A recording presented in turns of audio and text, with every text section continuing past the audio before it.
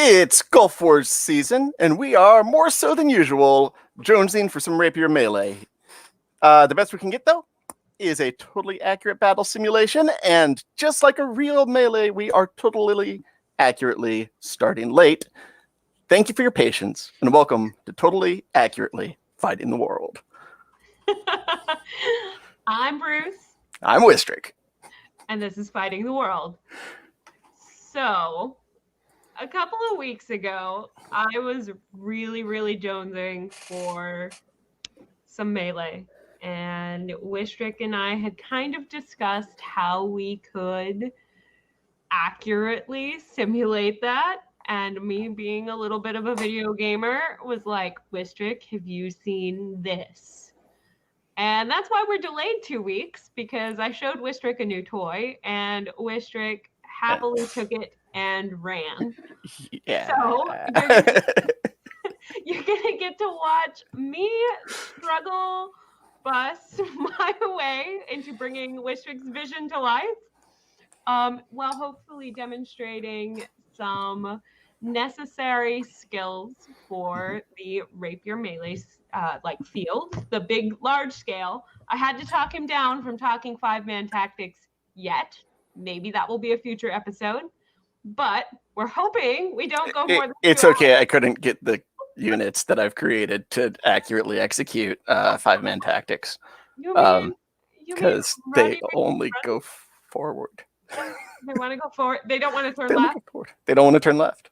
They don't want to go. They don't want to like flank. They just go forward. You sound like a true Atlantean right now. It made me cry. Even though you're a baron in Meridies, what is happening? I have no idea why I would have had some Atlantean. All right, so take us away, Wistric. All right. What map do you want first? And what are you going to be demonstrating? Okay, easy question first. Which map? Let's start with which map. I think if we go to Farmer 1, we get ourselves a nice little bridge in the middle of it. All right. Yes, there we go. Cool. Okay, so for those of you who don't know, this is Totally Accurate Battle Simulator. It is a lot of fun. It's a video game, obviously, and it gives you a lot of abilities to create and tweak, play with, whatever you want to call it, various fighting units from various ages. And some of them are semi-legitimate. Like, let's say there's a farmer and he's got a pokey stick. Some are not. There's vampires and pumpkin catapults and other ridiculous things. And then there's what Wistric made. So Which are totally legit.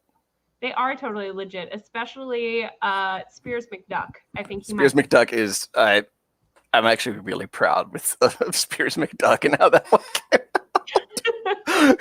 Because now it accurately simulates my experience with Spears. So what we're gonna take. The first thing I think we wanted to do was just kind of show what happens with Totally Accurate Battle Simulator, because it's great for some things and what we're hoping. Sorry for all the noise in the background. It's great for some things that we're hoping to demonstrate this evening, but it isn't always the most finessed tool. So I threatened Wistric with this the other day, and I think we have to start with the T-Rex. Well, what is the T-Rex going to be fighting? Is he going to be we fighting? could just throw standard issue fencers at him. What? Okay, how many fencers do you think it's going to take out a T-Rex? And are they doing any tactics? No, because I haven't figured out how to make them do tactics. Okay. Right. And one of the things that we found with this is that they just run forward like real fencers, which makes some things trickier than others.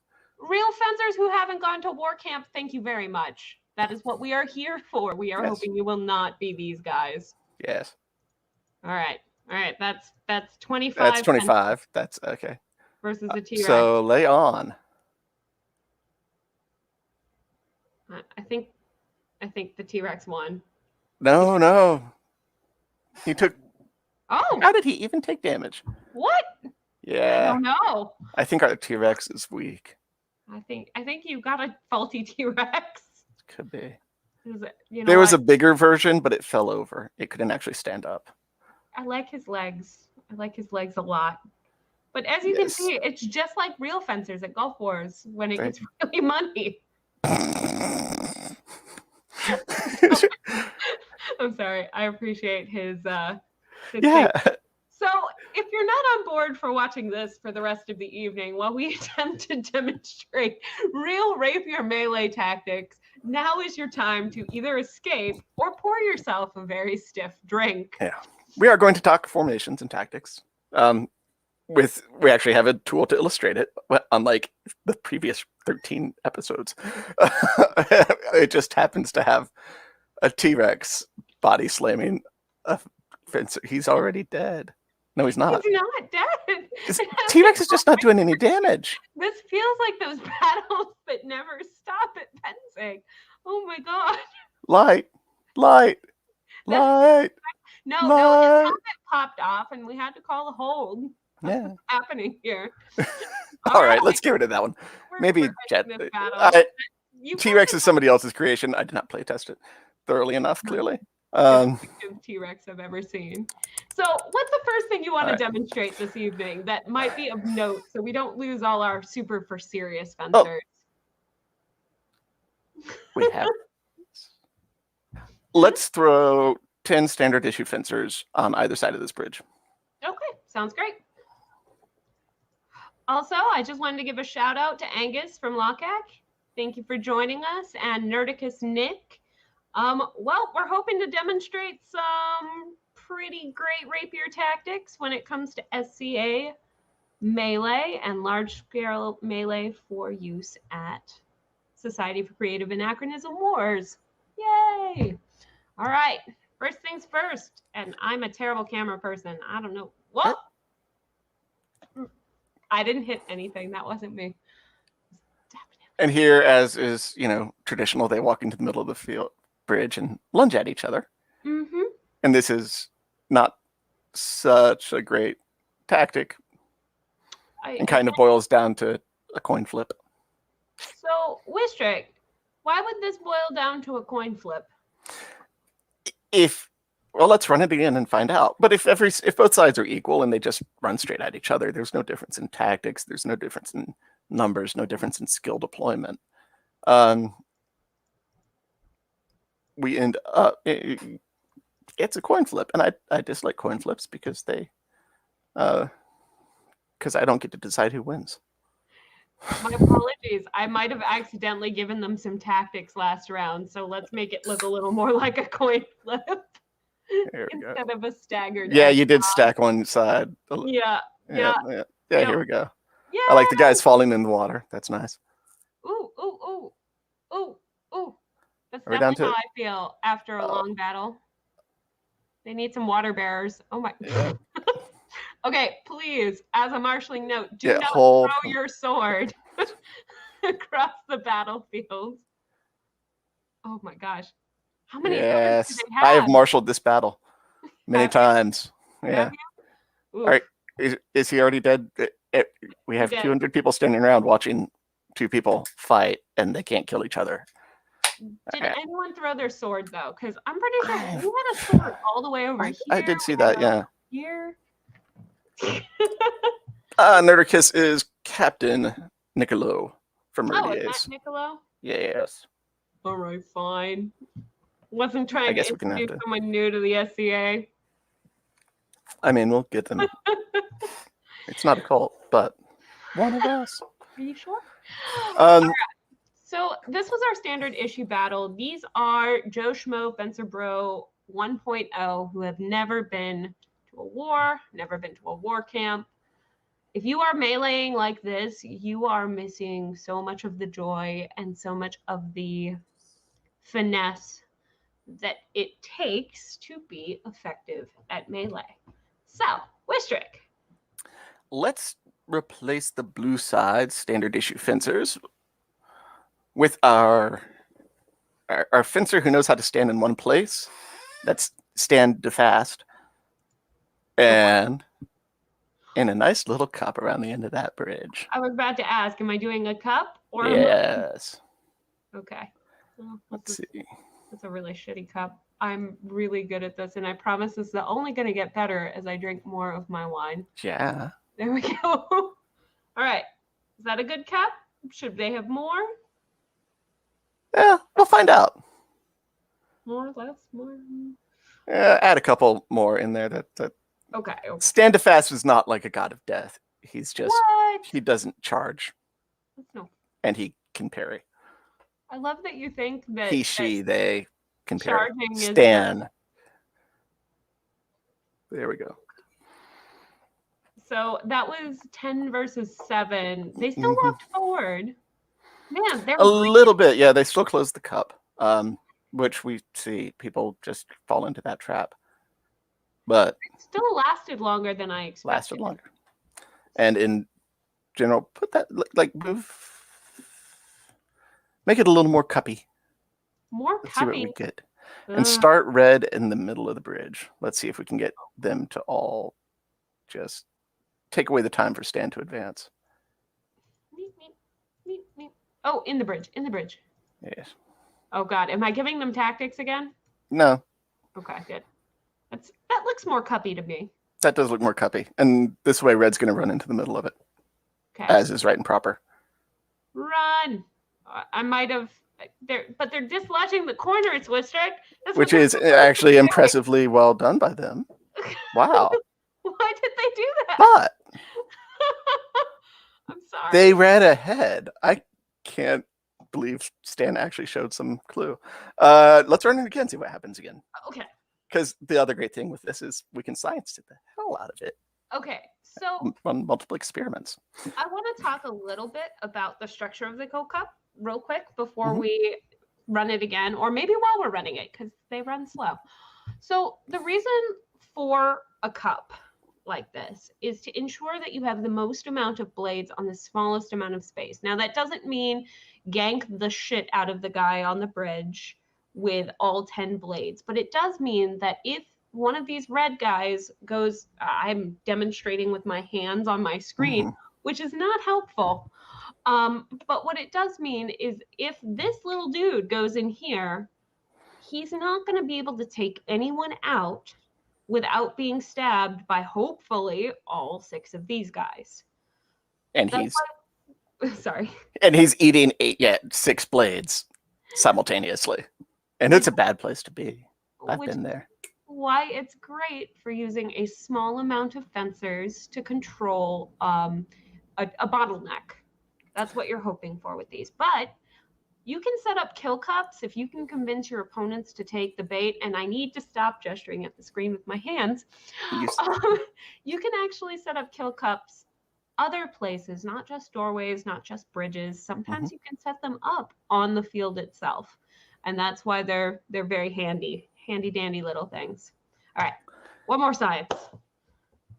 So, so the reason that they're going for the corners is because the corners are exposed. They are standing right on the edge of the doorway there. So why would they do that, Wistric? If being right there where it's, they can actually be stabbed, makes it all too easy for our attackers to reach them and makes that actually a weak point. But being further away from that corner puts them in a place that forces red fighters to actually step into the cup to be able to hit the corner fighters. And that's what lures the red fighters forward. If they can just stand out of range of most of the cup and engage the corners, they can eat away at that corner. And that's where a kill cup is weakest. So you want your kill cup wings protected by the wall, shield, whatever you can put them behind, so that it's hard for red to run up and just flunge at them and land the touch. So let's speak from red's perspective right now. Red is doing exactly what red should be doing in breaking a kill cup. They are going forward at a continuous pace, not necessarily fast, just continuous momentum, and they're going in together. I'm gonna do something kind of mean right now, or real quick. There's a difference between what we had red doing just now. Oh God. I know, doesn't it hurt you? And what red's about to do now. So this is exactly what you don't want to do when breaking a kill cup. You do not want to go in one at a time. You do not want to. And even Stan won't stand. You do not want to go down the river. Yes. And then the last thing you want to do is lose momentum. So momentum doesn't mean speed. I know mum's the word to my friends from Atlantia who like to run and make us write rules about running. They don't call it momentum. They call it initiative. Tempo. Or is it combat tempo? So, is, I think, the phrase Jimmy throws around a lot. So the last thing you want to do is allow your is to stop and fence, because once you stop and fence, you're basically doing what these guys are doing here, which is that trickle in, which just allows blue to pop them. So the best way to break a kill cup is to grab a battle buddy and, as we said before, hit those corners. This doesn't mean run in there with all the speed and force in the world.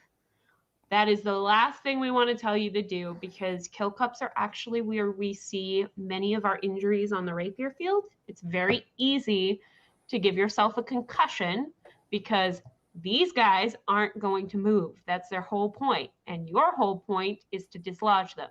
So if you work a little bit smarter and not harder, and if this were an ideal world and I were commanding red right now, or Wistric were commanding red right now, and you can tell me I'm wrong here, what I would have this column do is actually go in and hit this side as hard as possible. These three guys are your high value targets. Why are they peeling left? Well, I just decided left because they're kind of already lined up that way. They could go right too. These are your other high value targets. But if you pick one side for a small kill cup like this, you're going to see a little bit more efficacy in dying, efficacy in being able to dislodge that side. The other reason you peel one way or the other with a small kill cup is you want to let your dead bodies go out. This isn't a real battle. Dead bodies don't just pile up on the ground. Your dead have to actually get back to res so that they can take another stab. Oh, wow, I made a pun. So our next episode, by the way, and Bruce, I'm informing you of this, is the La Rochelle episode, because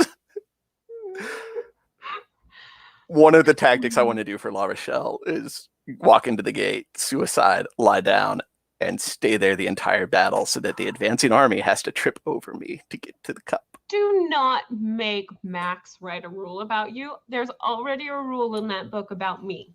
Yeah, see, it's But it's a fun scenario to break.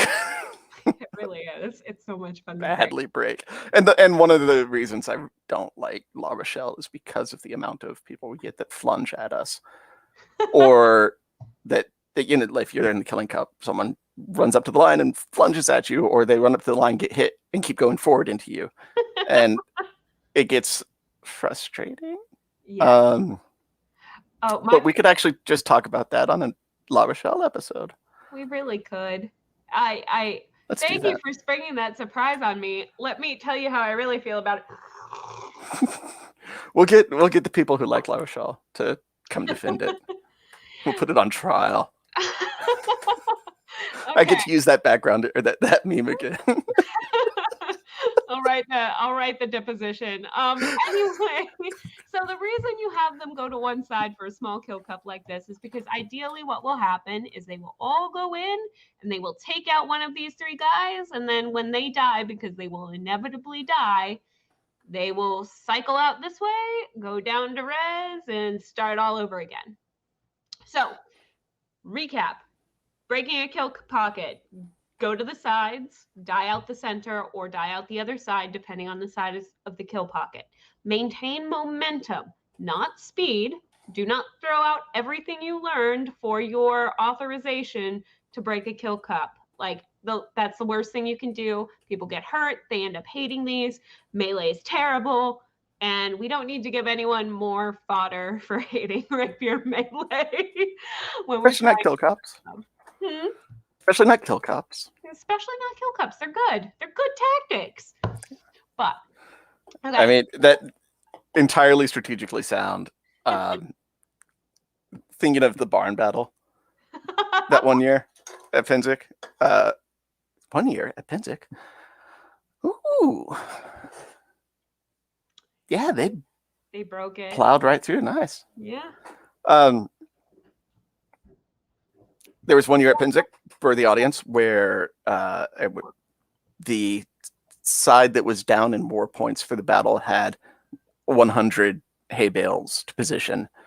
And I read that scenario, or I read that in the announcements about what the war points would be, weeks in advance, months in advance. And I went, oh, if that's us, we're going to make a kill cup. We just make a box. Everybody stands inside the box and have a doorway and make them come through and, stab them as they come through. Because the instant you have something with which you can create a limited front, that's a huge force multiplier. Again, like Bruce was saying, if it can be a fort, doorway. If you have a couple of really solid defensive units, or a couple of squads of knights with shields that are going to be hard to break through, you can, or terrain, trees, whatever, anything that you can use to set up a kill cup. That kill cup is a force multiplier because it gets more swords in 1 point than your opponent can bring. So the other benefit to a kill cup as well, because when you use these, most of the time you are going to use them during a resurrection battle. And the most we see them is when one side has resurrection and the other does not. So, for example, at Penzic or Gulf Wars, this would be the fort battle, or this would be anything that involves advancing timers. So those flags where you have to go from 1 to 2 to 3 to 4 up the field. You're going to see kill cups because it's the easiest way, as Wistric said, to multiply your forces and milk as much time as possible. And In town battles, the Broken Field Battle at Pinsick, they've got that. There's always the one house that they put a flag inside of, and the doorway is always about 5 people wide, and you get a 7-person killing cup. And that house is the reason there is a hold every 90 seconds in that battle because of that killing cup. And it's brutal. Brutal. It absolutely does. We see them in the woods too, which it's not a matter of actual of res versus no res on either side. What it ends up being is this is the hardest position to get to from our res. How can we send the least number of people there to maintain this area? And what 2 trees can we put them between to keep this flag safe, or at the very least make people work to get to this flag? And you'll end up with a killing cup. And let me give you a hint. If you're in the woods and you see a killing cup and you can get to the flag a different way, don't go through the killing cup. Go around. Yep. Don't feed into this. If you have the option not to walk into this, don't walk into this. Because it's just a miserable place to be. I don't like being in a line fight, and that's a god-awful line fight. It's great for commanders, though. Great for commanders. Because you get to stand behind it and just like hang out.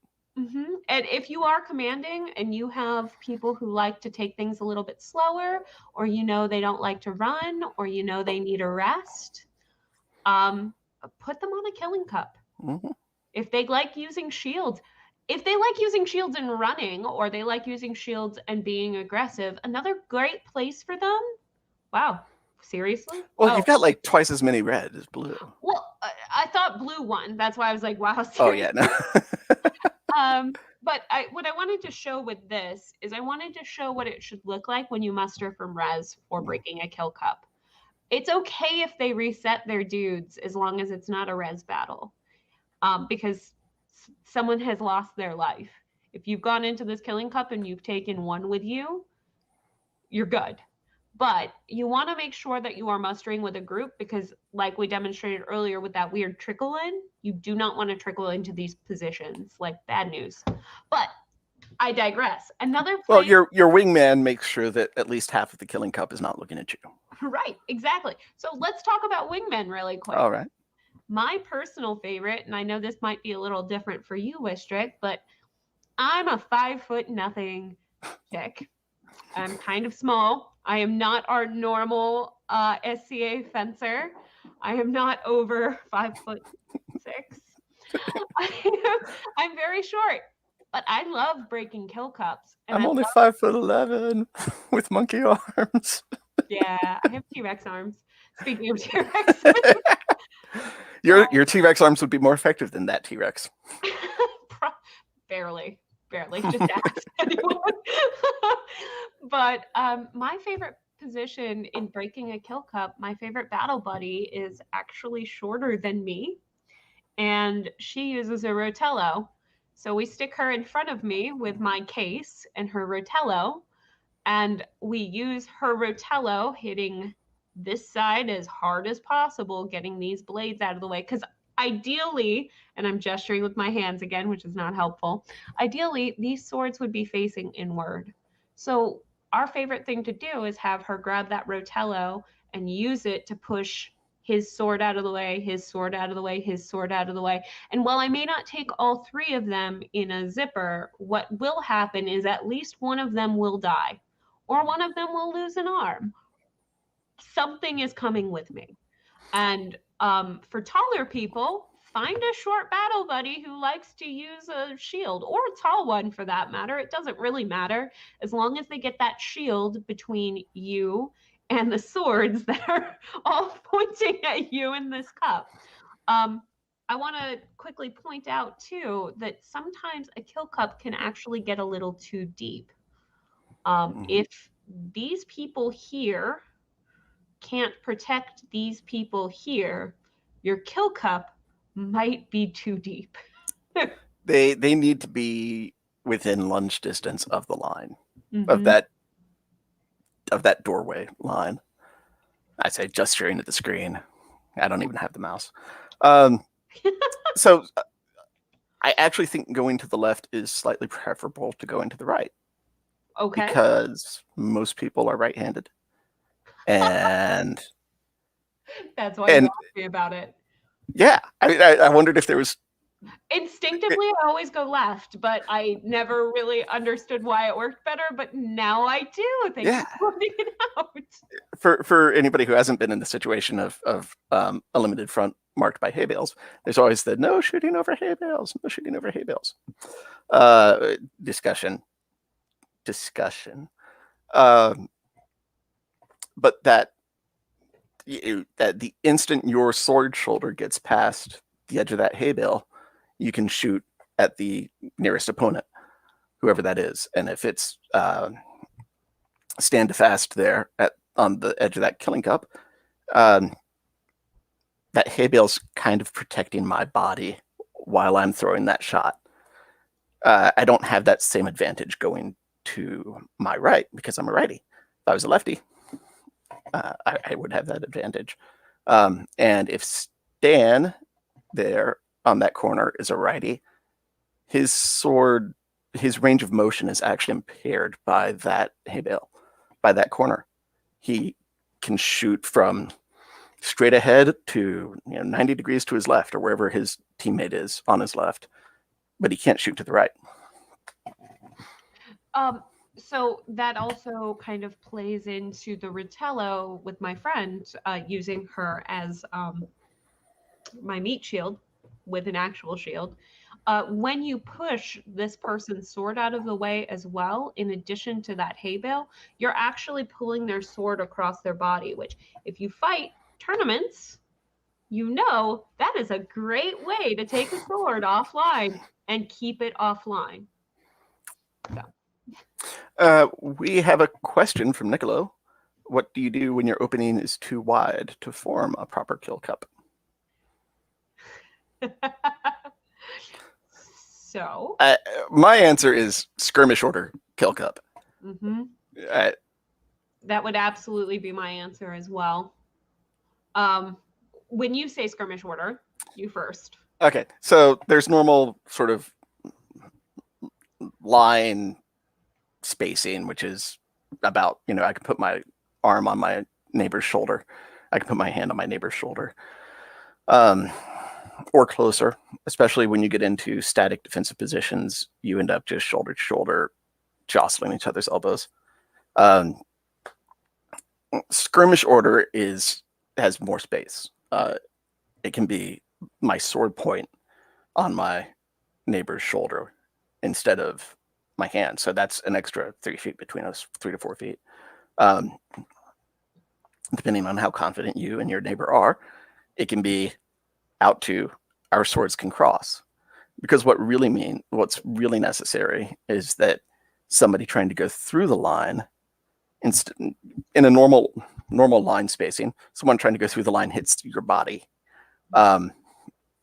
In skirmish order, someone trying to go through your line goes through your field of fire. And so long as they go through a field of fire, hopefully you're going to take them out. Hey. So, and my answer to that is actually very similar. The one thing I would do is I would actually reinforce my sides.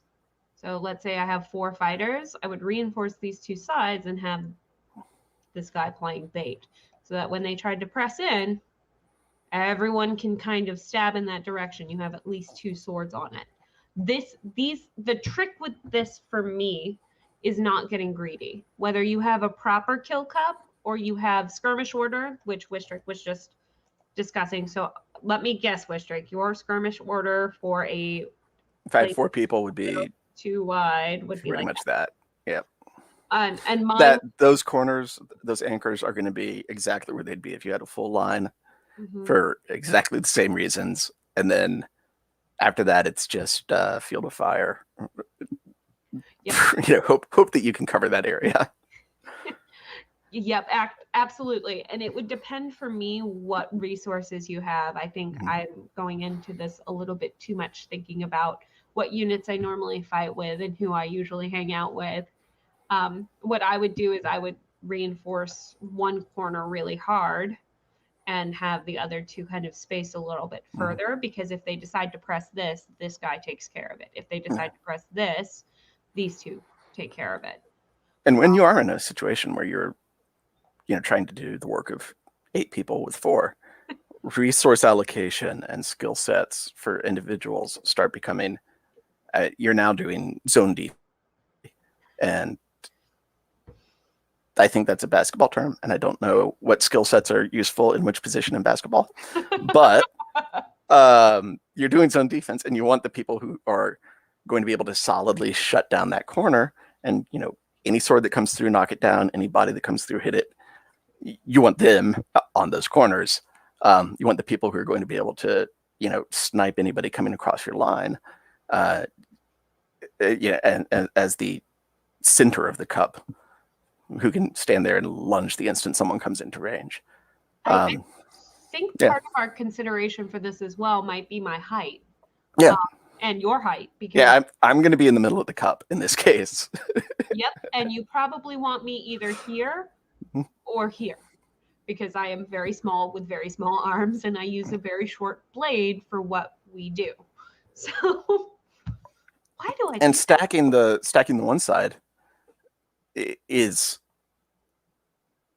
into the chest of fencing. Into in a singles fight, it's providing an invitation for them to attack the other side.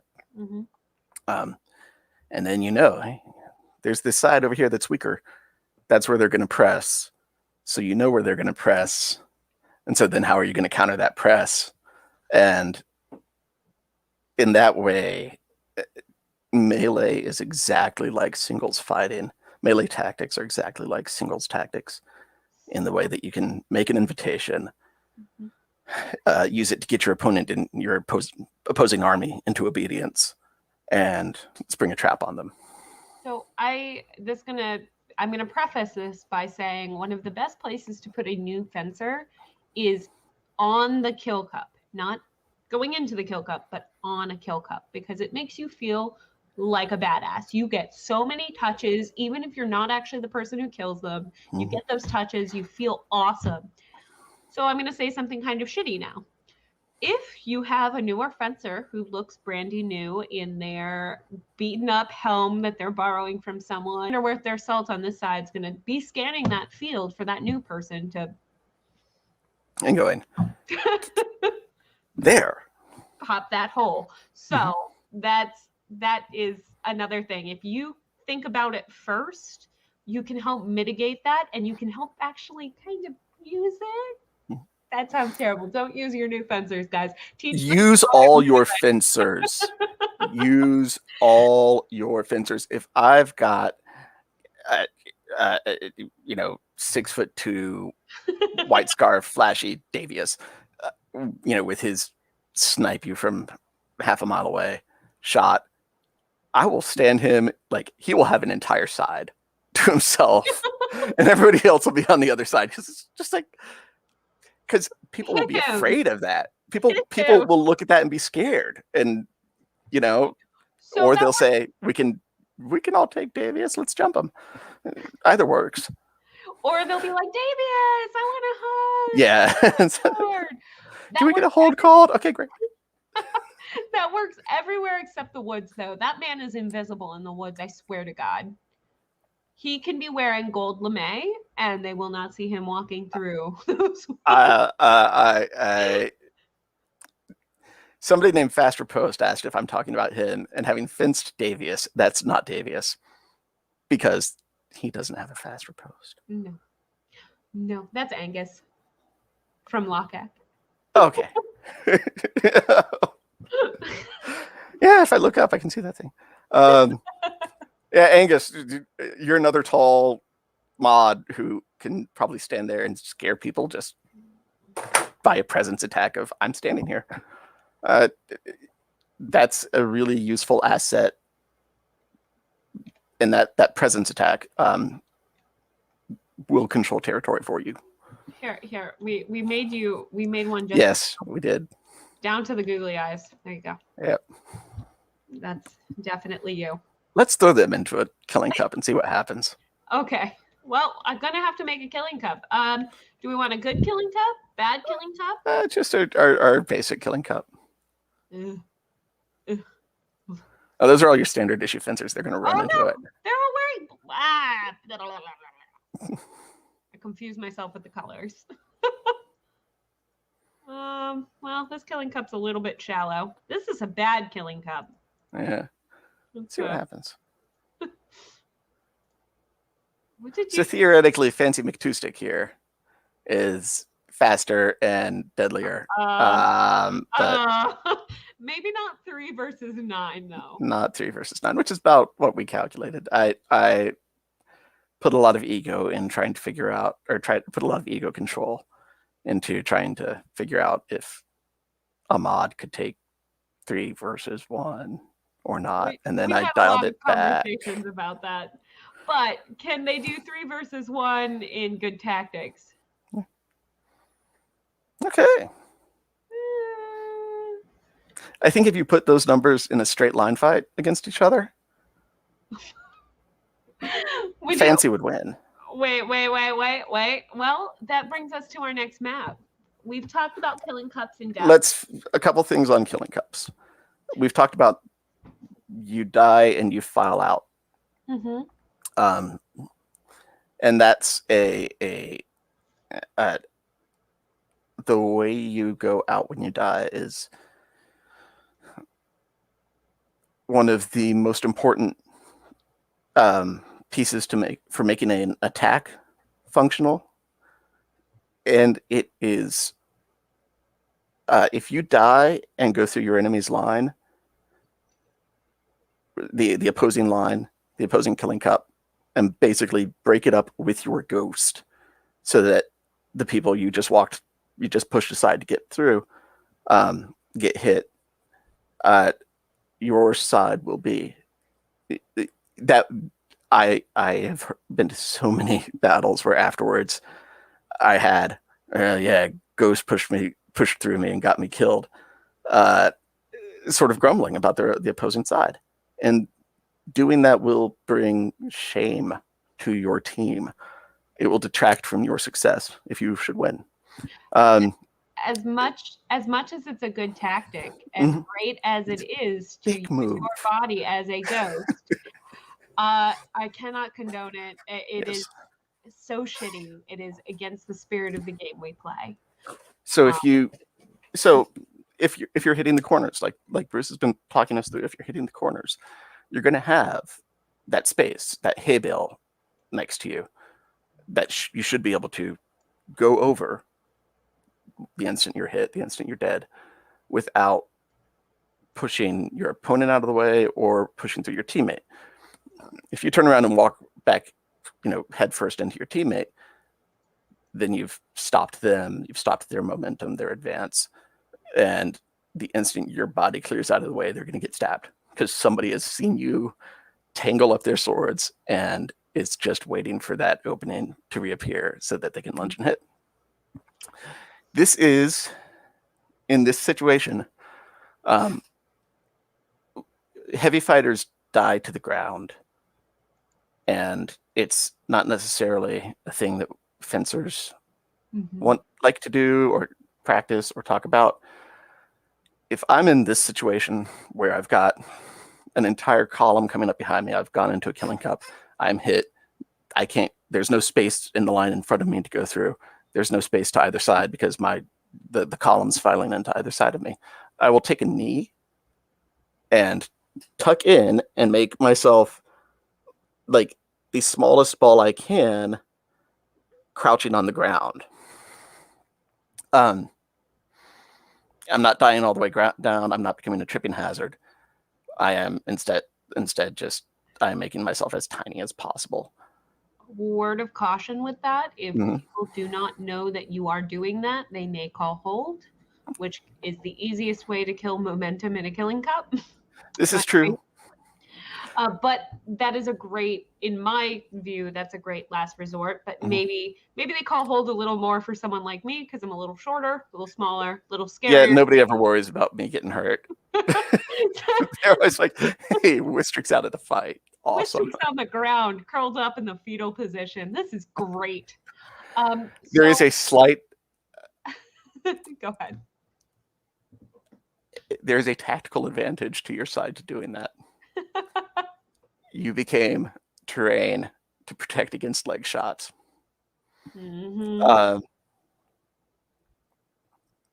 Like, there's no... If there's a way to get out, you get out. But by being crouched down, you're now a little boulder that's this tall. That's protecting your side. If that's... Yeah, if you're... The guy behind you wants to... If the fighter behind you... person wants to lunge, they're not going to be able to. But on the other hand, they now have their lower body covered by your huddled corpse.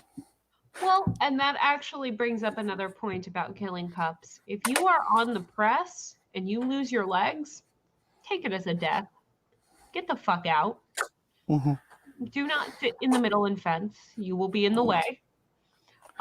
If you are drilling this with what Wistric has said with getting down to the ground, that is an option. If you can help it, drill it. Do anything else. Because these are res battles, if it's your team pushing in and you get hit and you can get out without messing up your opponent's line or your line, go res. Because you're way more useful as a living fighter than as a dead fighter. And drilling ways to get this press and go out is good. If you haven't killed someone and you haven't died and so the motion you want from an actual kill cup, I'm not going to use these little dudes because all they know how to do is walk forward, which is great. And fall down. That is an untrained fencer. But the motion you want is you want to kind of sweep this way and come out. You're dead. You're probably dead by the time you hit here. But you want to sweep in and come out. If you get to this guy and you haven't taken someone with you and you aren't dead, just keep going. Go with the dead, get out, line back up. Don't stand in there and fence. Don't feel like you have to take someone. Part of what makes that column, I won't call it a column charge because that's something totally different, but part of what makes that column so effective is the motion itself. At this point, you're talking about the 16th century carousel. What actual tactics? I know. For those that aren't huge nerds who can do this. While he's standing up doing that, I would agree with that absolutely. Res exit should be considered. Grab Charles Chadwick's The Art of War in the 16th Century. Off of the shelf that lives right over there. The carousel was a cavalry tactic that they used after the pike squares were developed, because you had now pike squares, which, as everybody talking about, let's use spears on the rapier field, loves to talk about, they were the 16th century battle formation. And it was people with 14-foot long pointy sticks, and horses don't do well against a wall of people standing there with 14-foot long pointy sticks. So that was what killed knights, not gunpowder, just peasants with really long sticks. That. I was trying to get it set up for you. It's great. It's perfect illustration too. Yeah. So the cavalry that developed was a light cavalry, usually German mercenaries, and they developed a carousel, which was the ranks would ride forward and discharge a pistol from just outside of pike range and peel off and circle to the back and fall in as the last rank and reload as the ranks advanced. So you had this circling action, which is where the idea of a carousel with the horses going around in circles that we all rode on at the state fair. It comes from that tactic from the 16th century battlefield. And this So is facts with go Wistric. forward, shoot, get out of the way, go reload. Fun facts with Wistric. That's actually fascinating, though, and ow. And it reinforces my opinion that Rapier is like cavalry. Totally. Because like cavalry tactic, it applies to breaking through a standing line in Rapier. So we actually have a quick question from Angus from Lockhack. When designing bridges, should res exits be considered? And my answer to that is yes, but I come from the Pensic background where we refuse to have doorways and bridges that are fewer than X feet wide because we know how many people there are and they can get really dangerous. Wistric, do you have an opinion on that? I think it exactly what you said. It depends on scale. If it's going to be a 6-on-6, 10-on-10, there's not going to be enough of a pile up that just you can't stand aside and said get out. When it is 100 on 100, 200 on 200, and when you go down, it's not 5 people behind you, but 199 people behind you, and 100 and 200 people in front of you. Then your way out is a lot less clear, and so that's when definitely the field layout setup needs to be. Somebody just made T.Rexes that don't do any damage. That makes me angry. I'm sorry. I didn't mean to distract Wistric. No, but no, they do damage. I'm So sorry, I tried to edit the T-Rex, and apparently you have to go in and hack the code, and so that's why the T-Rex does not have big poofy pants on, actually. We did try to put the T-Rexes in pants. But no, it really is. It comes down to scale. It comes down to, is the size of the fighting force going to be able to naturally have exits, or do we have to create some that are just there available? Back in Atlantia, there's a pretty cool event called Defending the Gate, where they had a gate that was a 20 foot long corridor of plywood walls that were about 3 people wide, or the corridor would be about 3 people wide. But that's one where absolutely they had to have an exit built into it. Like the wall could not be continuous. You had to have a break in the wall halfway down the corridor, or right about where people were getting killed, because if it's 3 people wide and it was 15 people on a side event, there's too many people behind you. There's no way out because you've got actual plywood walls on either side, and no way out through the line in front of you because that's rude. So that's in constructing that corridor, one of the considerations they had to have was, okay, where do the dead go? Is that enough about killing cups? Let me think.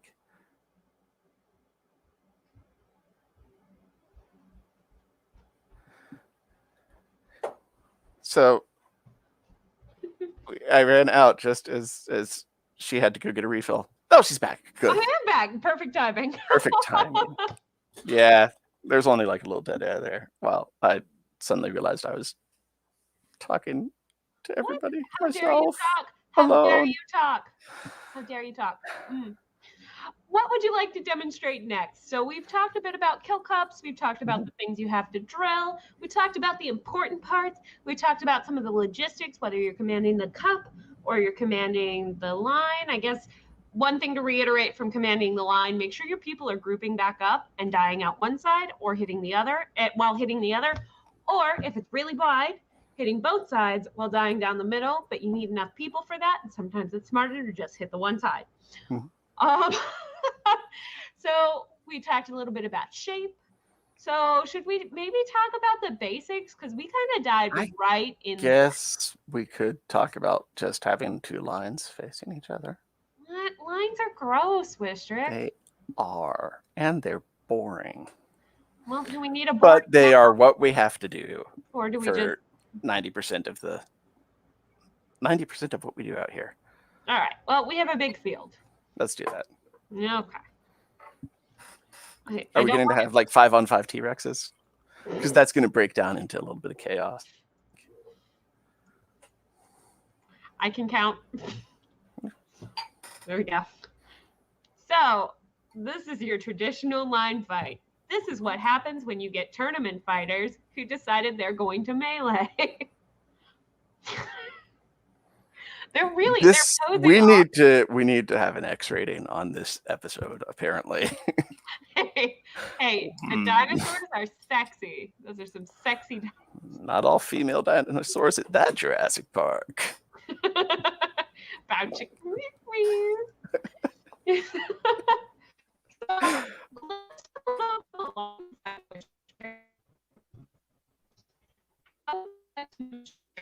Do we want to talk about so what do we see most often at Penzic and at Gulf Wars, Wistric? 100 people facing each other. I think maybe we could cut that down to 20. You underestimate my powers. Okay, fine. I'm bored now. Oh. What was No, that? that's too much tactic. Oh my god, I've played so much of this game and I didn't even realize. I gave them tactic. No. Okay, and fine. Okay. Is this what we see? Is this a good approximation? I mean, usually the numbers aren't that even, but let's pretend they will be. Hey, this is a perfect war. How did you do that? I just held down the button. buttons. I held down the button, man. Okay. Yeah. And this is a good approximation of what happens. Oh, well, except look, we Oh, have no. a rolling band. Yeah. They're zippering. They punch through on one side and we start getting the toilet bowl. And now here's what you always see at the end. Okay, we've crushed this side. We're going to walk back towards the other side. And all right, where's the marshal saying that he stepped over the edge of the world? yeah. All of you are dead. Single combat? No. He definitely is asking for single combat. Look at those eyes. Oh my god. Man. Oh my god, Wistric, it was you I at would the end. pull positive for that fighter. He Not just for got like 4 of them. Yeah, that was epic. That's a dragon's tooth. That's at least a dragon's tooth. In Meridier's, that's the stallion's blood. The stallion's blood. That's badass. There's only one per, or there are 2 per reign, no more than 1 per field. So like you can't have 2 heavy fighters, 2 for heavy fighting given out. And there's a book where your exploits get written down. So it's pretty epic, I say, as I pet my stallion's blood ring. So let's talk about what we saw there for a minute. Let's talk about what we expected initially, and then let's talk about what actually happened and why we were excited about it. So, So I'm sure there's some control that does replay, but I never found it.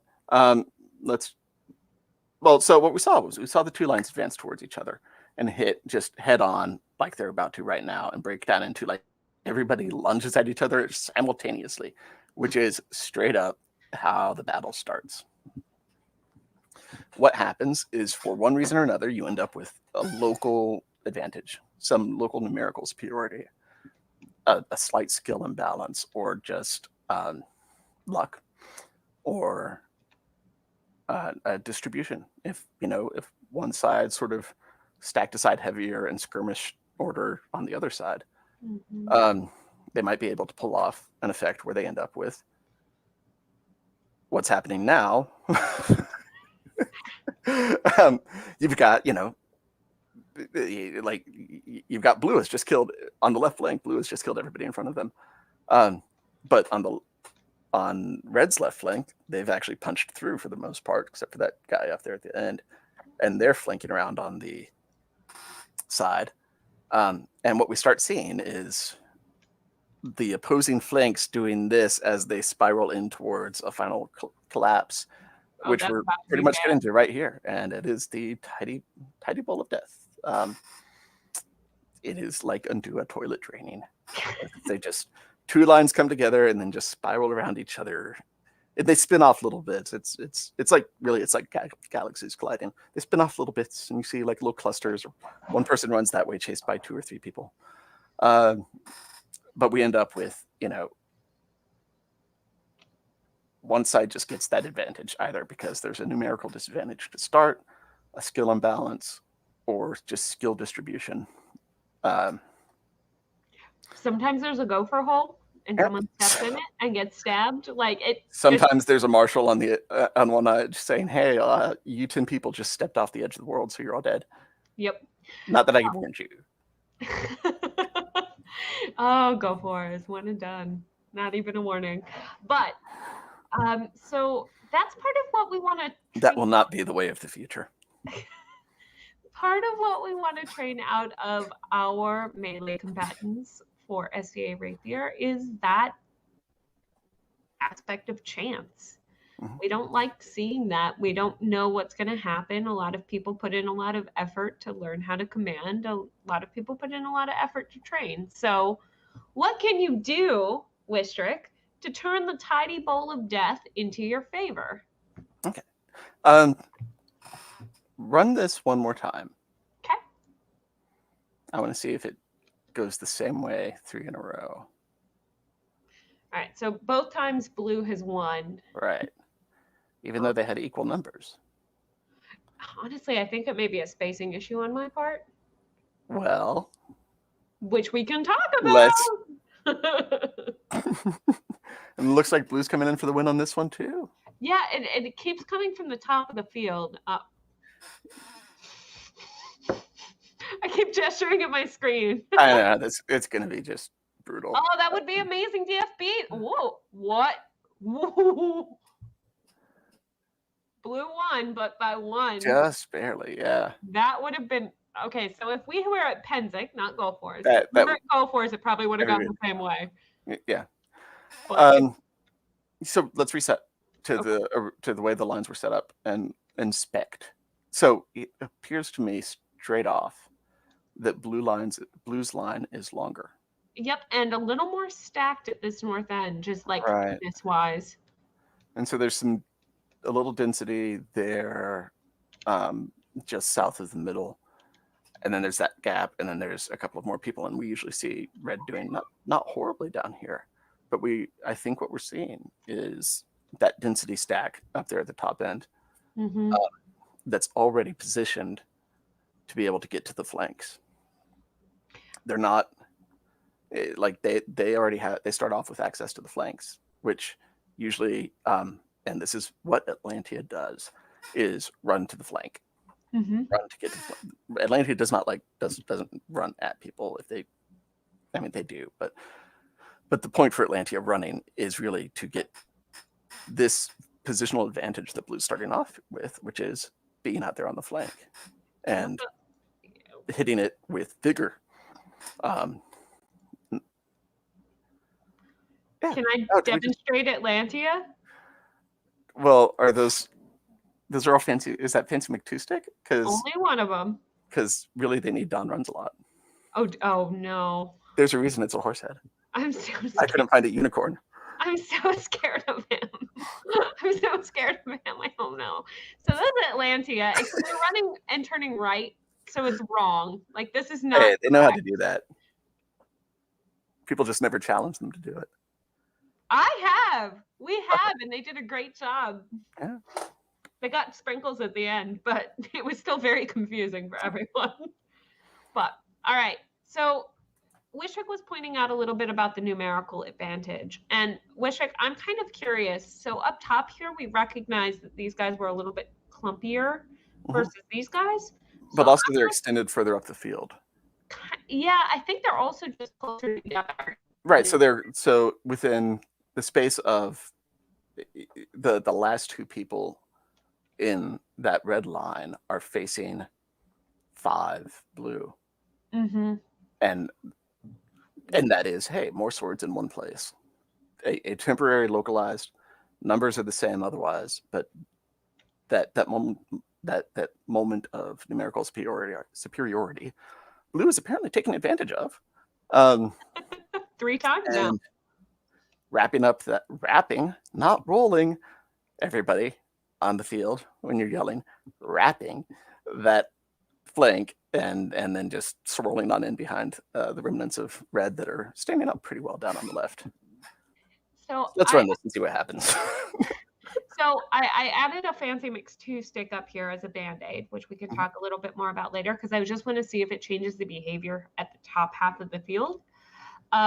For everyone at home who is watching, this is Atlantia. This is not where Atlantia would normally start. We cannot give them commands. The reason they are starting so low on the field is because they're going to just go hit this side, hopefully. Hopefully. If you are ever a general and you say Atlantic anvil, they cry. Yep. They need to be the hammer. And what this means is hammer and anvil is basically what all battles boil down to. It's which side stands still or which side advances slowly and which side hits from the side and smashes. So what we've been seeing so far is that blue right flank has been the hammer. The blue left flank down here has been the anvil. And so they've been, the hammer's been swinging through the red left flank, smashing into the anvil, coming up behind the red right flank. So now we've stacked a bunch of people who like to run a lot down there on the left flank, and we'll see if if Fancy Mc2 stick up there on the red flank can stop that blue hammer, and if our Don's runs a lot down there can become the hammer for the blue side. So I just have to give Wistric a little shout out for designing these little dudes. That definitely looks like Atlantia to me. I hope that everyone sees the resemblance. And then and then that's definitely Don McFancy Pants. Yes. Up there. All right. I had fun. So what we're kind of hoping will happen now, because we've been seeing this as hammer and this is anvil, is we're hoping that it will be hammer, hammer, anvil.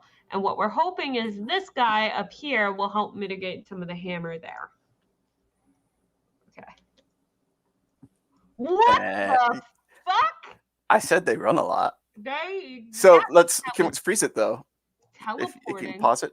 So if you look up there at the top though, that blue hammer just got smashed. Mm-hmm. But here's one person. Yeah.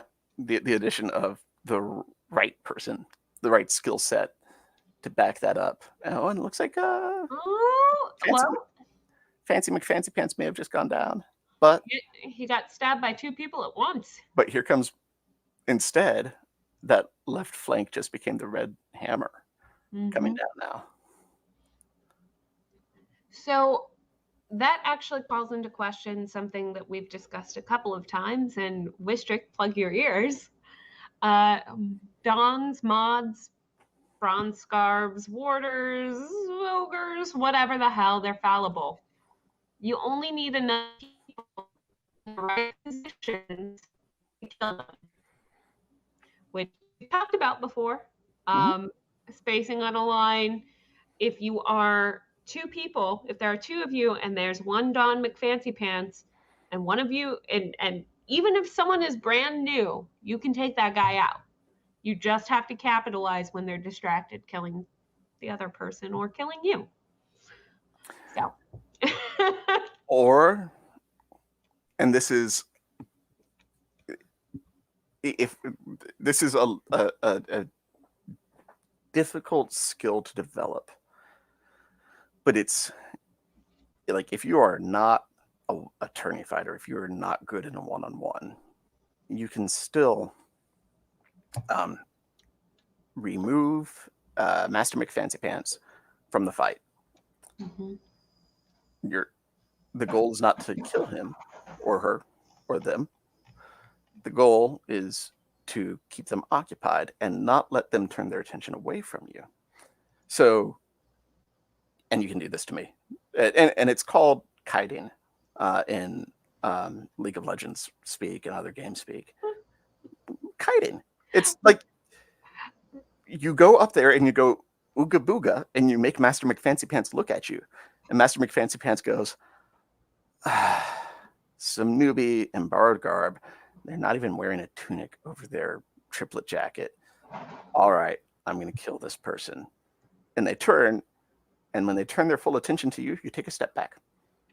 And then you take another step back because they're going to lunge. And they see that you've taken 2 steps back. And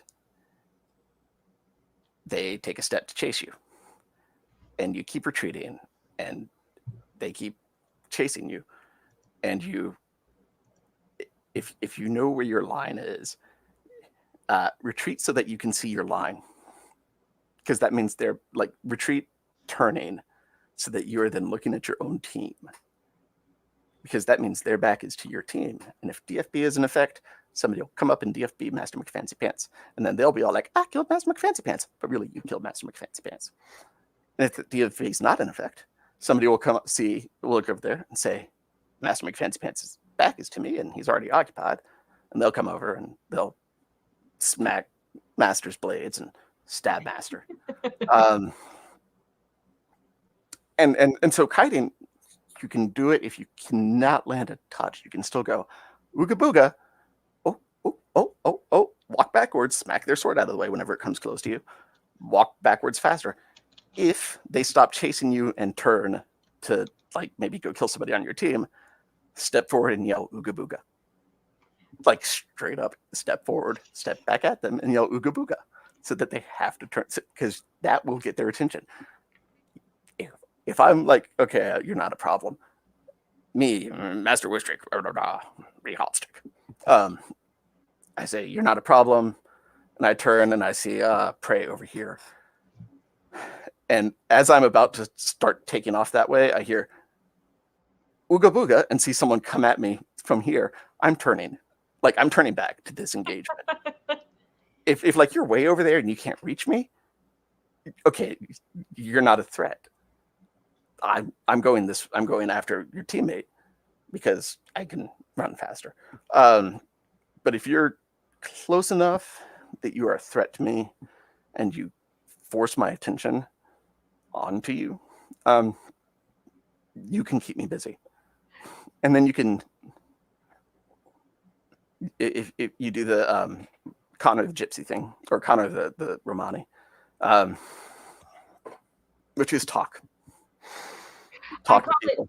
I call it chatterboxing. Yeah. I pull a full Peter Parker, and I will run in that backfield, and I will shout at Wistric until he decides he has to pay attention to me, because I'm either distracting him or distracting his entire team. And if like I've taken a shot at you and you step back and be like, hey, what's your name? And even if you know who I am, even if you know who you're talking to, whatever, what's your name? Oh, Master Rapier, great, pleased to meet you. Yeah, no, I'm so-and-so, lady so-and-so. Pleasure. I'm from, the mid, or I'm from wherever. I'm from Mertiers. And people like to talk. Oh, people like to talk, and you can use it to convey information. Anyone who's ever fought with me in a melee knows I will do that to people. Especially if I see them in my backfield. But it's, hey, how you doing? How's your day? You enjoying your Penzik? Hi, Wistric. What are you doing back here? What are Wistric? you doing in my backfield? Yep. And just reiterating those really important points until you can either get friends over to help you, as we've seen with these little demonstrations I've run in the background, until you can get friends to come help you kill the problem, or you just keep them annoyed and busy enough that they can't help the rest of their line down here. Perfectly adequate tactics, and part of why I like melee more than I like tournament fencing. It's other considerations. That's right. One of the other considerations with talking is what I call the tempo of the mouth, which is if someone's talking, that's a great time to hit them. If you can, even if they're not talking to you, if they're like, again, Connor talks a lot. And one of the first times that I remember killing him in a melee, I was like, little free scholar me. Oh, I'm fighting. I'm so cool. And Connor was talking over there, and he turned away from me to talk, and I went, oh, boop, and hit him because he had turned to talk over this way. It's not that, like, there's not like a tempo of the hand or tempo of the sword or whatever. No, like, the time that he gave me to attack him was the time that he was running his mouth. And attacking the tempo of the mouth, if they're fixated on talking about themselves, and mods like to talk about ourselves a little bit, you may have noticed. If they're talking about themselves, if they've relaxed just enough and they're not like, I'm going to tell you about myself, but I'm waiting for you to attack me. If they're distracted, if they're talking to somebody else, if they're shouting orders, if anybody is shouting orders, they are not paying attention to you. Tempo of the mouth, hit them. By the way, Wistric, we are getting called out for using the dinosaurs. Where? I didn't drop that we had tried to put trousers on them to represent mods, but we got. No, when I set out the notes to say a mod would be a dinosaur with big pants on, I knew exactly what I was saying. Exactly. My delicate sensibilities, Wistric. Oh my god, mods are dinosaurs? So, what all of that is to say is, please don't be afraid of Mr. McFancy Pants on the field. It doesn't matter how new you are. It doesn't matter how long you've been doing this. With the right set of conditions, you can take them out, or the very least make them ineffectual on the field, whether that's by making them actually ineffectual or calling in reinforcements. I want to take a quick moment to talk about proper formation when fighting against someone who is big and tall and fancy like Wistric. If you have a buddy, I need that hat. I know that hat is fabulous. I've talked to somebody about commissioning that hat recently. If you have someone big and fancy like Wistric, the optimal position is something I like to call the pizza slice. So you remember it. Whether or not it's actually effective for you, that's fine. But the pizza slice, your mod should be the point of the pizza. You don't want the pizza too wide. That's some freaky quarter of a pie shit.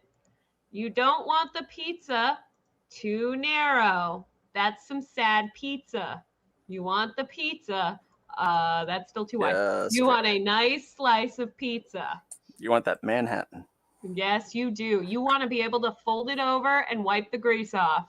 Anyway, this is what you want. The reason this is optimal is very similar to why we do the kill cup. If he goes to kill this guy can reach him, and this guy can reach him. If he goes to kill this guy, both these guys can reach him. If he turns to get this guy, these two better be freaking capitalizing, or I will be very mad at them. So that's optimal solution for dealing with a high-powered, scary skirmisher. If you cannot give this many people, you can usually do it with just two.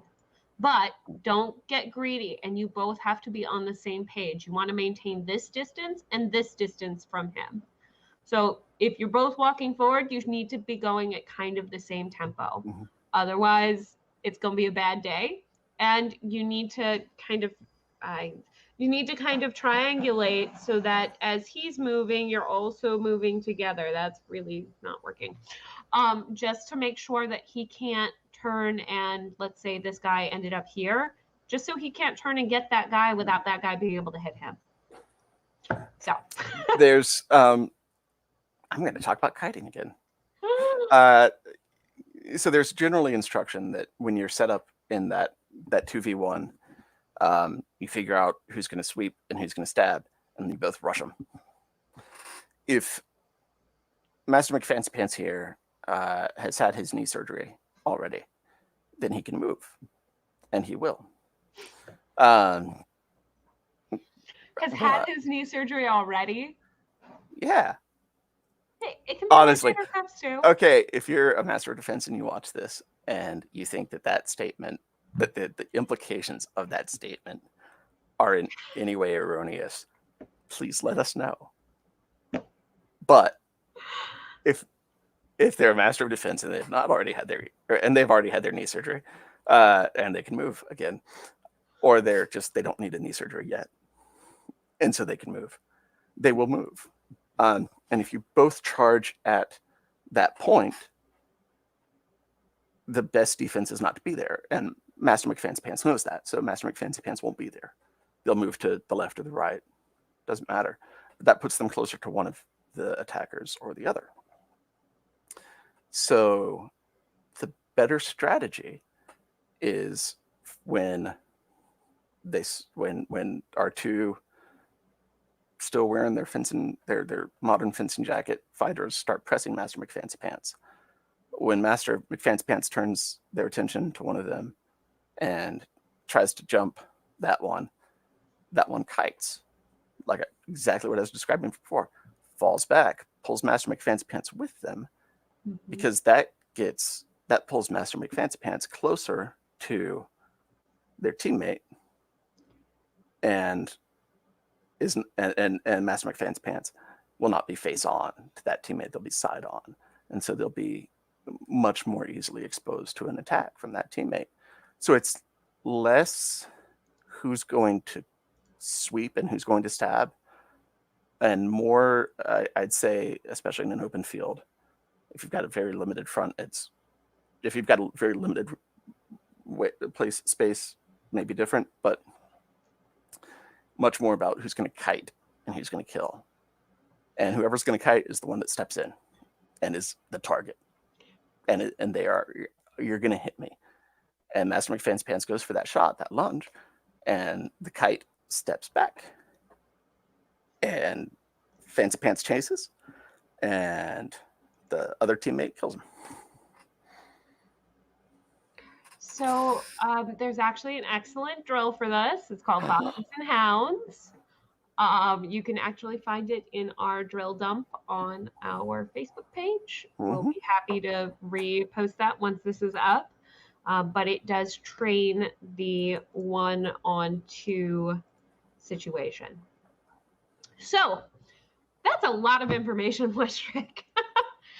And that's not what people came here for. They came here to watch this. Again, after 13 episodes of talking about like sociology and interkingdom anthropology and a bunch of great stuff, and politics and logistics, and training, we're talking about tactics. We are. It took us little pink and blue floppy people in weird floppy hats and T.Rexes. All right. So tactics. We talked about lines. We talked about hammers. We talked about anvils. Why don't we demonstrate the hammer and the anvil a little bit more in depth by actually showing kind of a stack deck? And then I think I'd like to also talk a little bit about punches, if we can. I don't know what you call them, where you're from, but it's okay. You're the mid-realm. You have weird names for everything. We don't call them punches here either. Like, I actually don't know what to call them here, and it's really awkward because I'm like, you know that thing where they go into the thing and they make a gap and then we all go through the thing. Well, then we're gonna have to figure this out. I'm an idiot. What? We shall give it a name. Oh no. All right. So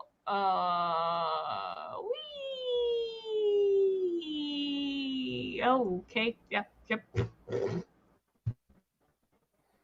I haven't had that much to drink. Let's not talk about that.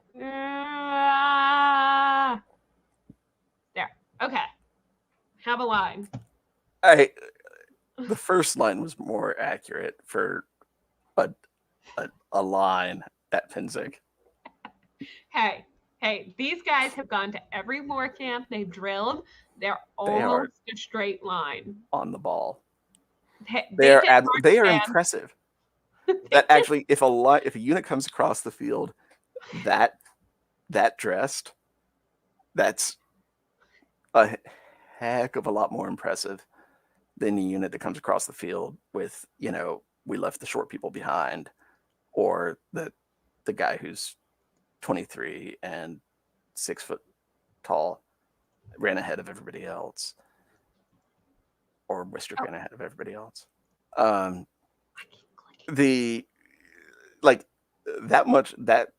That degree of training, of coordination, is impressive and intimidating.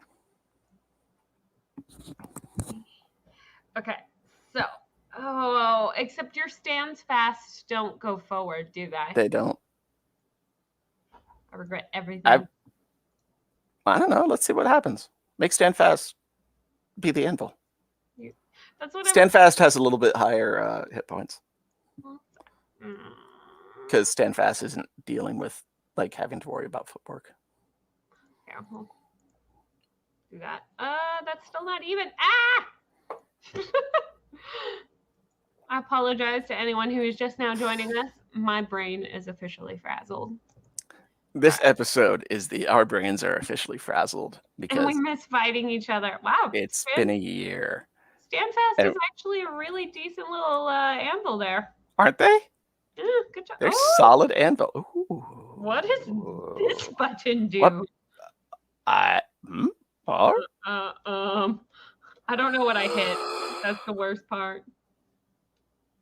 Yeah, so this episode is our brains are frazzled. A year ago, 3 weeks ago, when Bruce got Totally Accurate Battle Simulator and then told me about it, was the anniversary of the day that I was packing to go to Gulf Wars, trying to figure out how I was going to balance the meetings I was running and loading my car and watching the emails come through saying, we might be canceling Gulf Wars. So this is our episode for we didn't get Gulf Wars twice now. And this is vaccines. Yes. I got mine. I got one.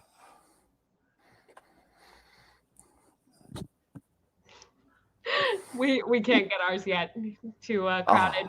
But I got stabbed, so I can stab soon. Our hammer and our anvil worked beautifully, which is the one. Okay, we should talk through how that worked. Look at those fancy pants. The fancy pants died last round, and it came down to Stan McStans and one guy in blue. Stand to fast. There we go. Yeah. I'm gonna rename them all the time, but I know it's okay. You didn't actually get Fancy McFancy Pants. It doesn't necessarily have a title. Not necessarily a master. Might just be a hot stick. He could also just be 7 feet tall. Woot, Charlie. Yeah. Or Ogata-san is getting his first stab tomorrow. Yeah. Okay, now I'm curious if we can emphasize this even more. They already won, but so we're gonna put some Atlanteans up there. Speaking of, oh God, I love that. I love that. Atlantia might be mad about how much crap we were talking until they saw until they saw that charge. I knew you made them. Oh my God! I knew you made them uber powerful, and then I saw the googly eyes, and I was just like, yeah. But so to talk a little more about what just happened there, once we get to here, because obviously Red is going to win. This Can is we run it slow-mo? There's some control that says it can do slow-mo. Yeah, that was what I was doing earlier with the left mouse. But yeah, I just pulled this out because it was almost done anyway. But I wanted to use this to point to what was happening with the exaggerated hammer and anvil situation. So when you're talking tactics as like cut and dry as possible, you're teaching someone about command and what we're talking about. These guys would be your anvil. They're practically stationary. They play very defensively. They're still getting kills, but they're not stepping out of line to get those kills. They get those kills when their opponents overextend towards them. Ding, ding, ding. Their whole point is to act as kind of a bracing structure for what we would call the hammer, which is up here. The hammer is meant to hit fast and hard, not fast and hard as in let's leave bruises on people, but fast and hard as in momentum. And back when I was in Atlantean, we had to stop using the Cobra Kai motto. Like consciously command from the general, no more Cobra Kai. Because people were hearing strike fast, strike hard, no mercy, Cobra Kai. And thinking, they're going to hit us hard. Strike vigorously, I guess. I'm not sure that's better. Like, I'm really strike vigorously. It's like, but that's their thing. That's their thing. I mean, it's honestly, I can't get that out of my blood. I still like my scholar is, without even having to really tell him, lay on, and he's just bam across the field, and I'm proud. I'm super proud. But I'm also like, oh God. All right, anvil, stationary, defensive, only gets kills when their opponents are dumb. Hammer, strike fast, strike hard. Whole point is to wrap down into the anvil here. Basically what they want to do is they want to drive their opponents into the anvil for death. This in the middle is what we would call a pivot. On the battlefield, because no plans survive contact with the enemy, your roles can change pretty immediately. You can go from being the hammer to being the anvil. Just depending on what happens down here. If these guys get, I won't say smart, but if they leave enough to keep these guys busy and shift all of their other resources up, this could become the anvil very easily. These guys could become the hammer. These guys could become the anvil. Who knows? So just be frosty, know what your job is, and recognize what's happening on the battlefield as it's happening. If you notice, like these little blue dudes, if they start shifting things up to deal with this, you're going to have a bad time. So let's pretend they shifted some shit up to deal with these wonderful gentlemen. Excuse my language. Take a couple fighters out of, from down south. Oh, yeah, no. So this, what you're illustrating, actually, the first time that Callantyr showed up to Gulf Wars with an army. Yeah, this is story night. The first time that Callantyr showed up to Gulf Wars with a real Rapier army, I was with Meridies, and nobody had high expectations of Meridies. And the Hellhounds of North Shield lined up across from us as apparently the opposing hammer, and we were going to be smashed.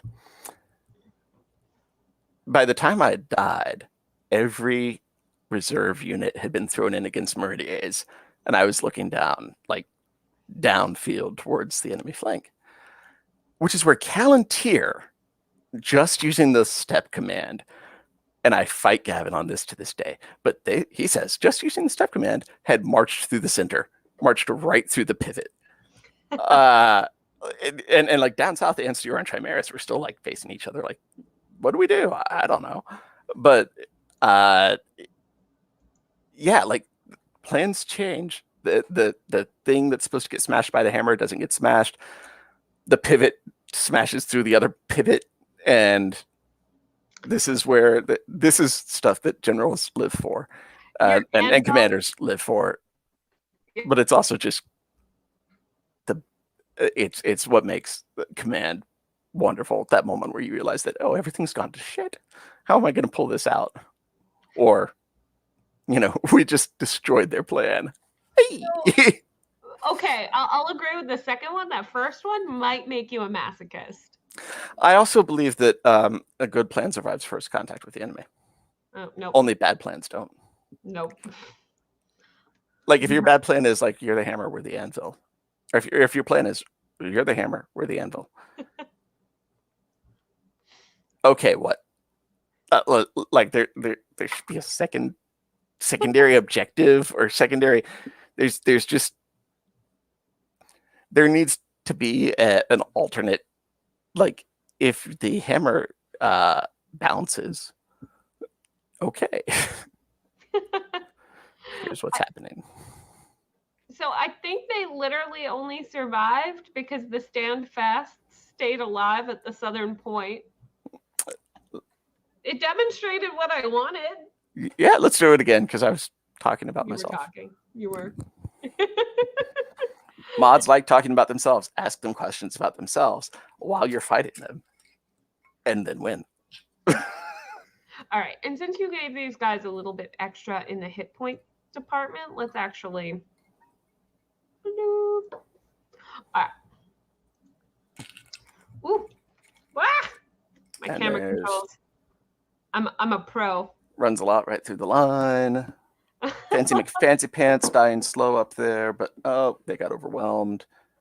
Pivot turns left and takes out the side that was opposite the hammer. So this And may this actually look at that. a good demonstration of why having a variety of skill sets on the field is Do you see better. stand fast? The last two stand fast over there. Yep. Slowly walking forward. Those are the guys who are like, I'm getting surgery next week. I was about to say, those are the ones who haven't had their knee surgery yet. I mean, to bring it full circle. So this is a good discussion on why a variety of skill sets are actually kind of important. More than kind of, but let's clear those guys out. They were a great demonstration of hilarity. Yes, both hilarity and very effective hammer. But let's double check this. Got a 45 on 40. Yeah, but the points values. Yeah. Okay, that's a little better. Oh, the points values. Don't look at like the points values.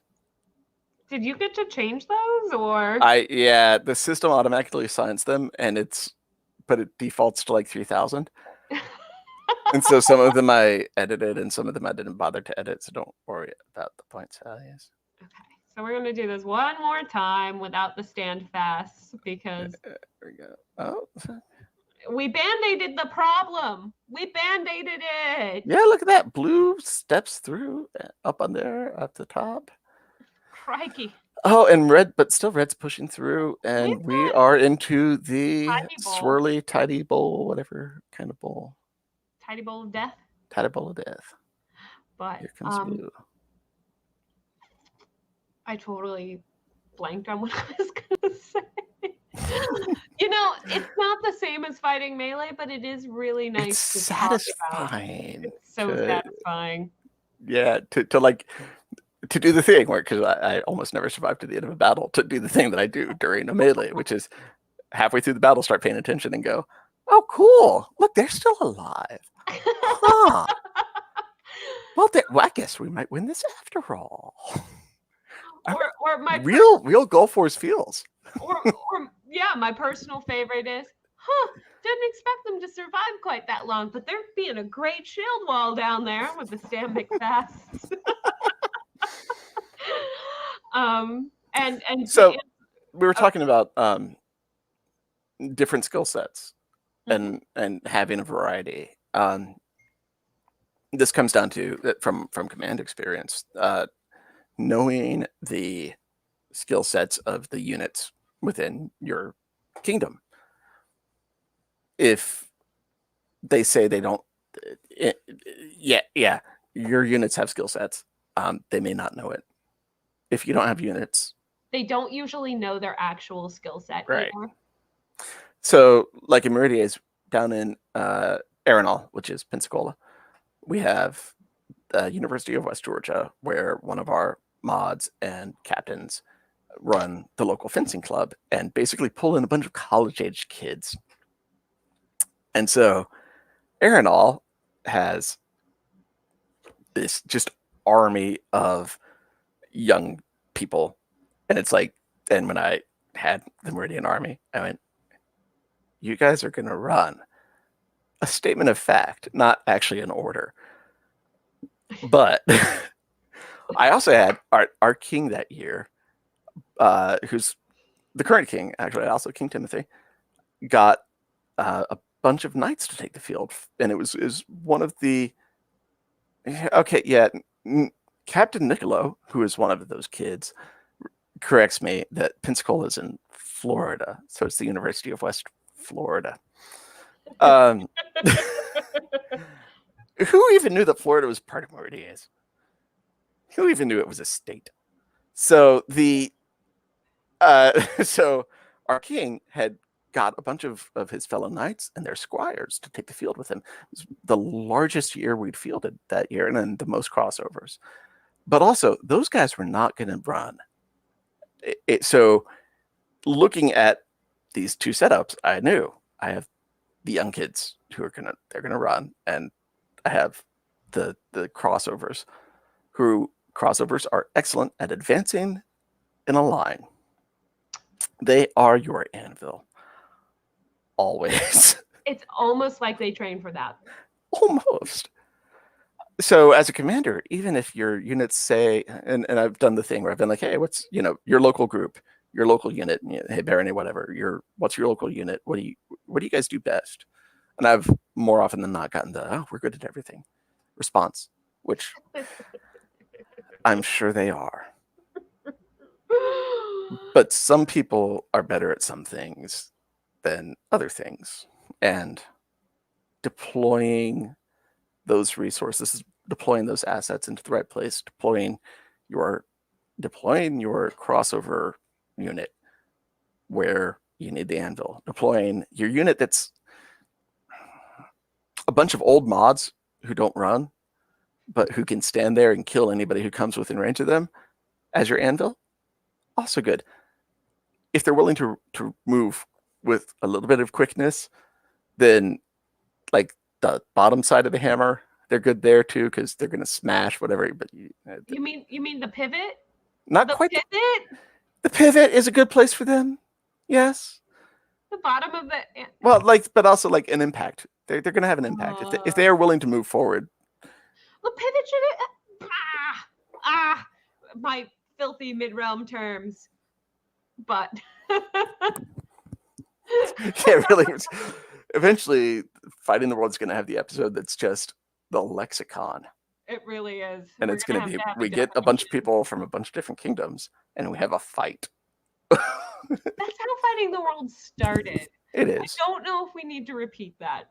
I think it would, let everybody really experience our roots. Like Echelon. Well, that brings us into the perfect discussion about what an echelon is, because I wanted to talk about what I consider a punch, and what you consider a punch is kind of what I consider an echelon. So, or not what an echelon, what the world considers an echelon, but not what the mid-realm considers an echelon. So, all right. Okay, so that's a V. Yes.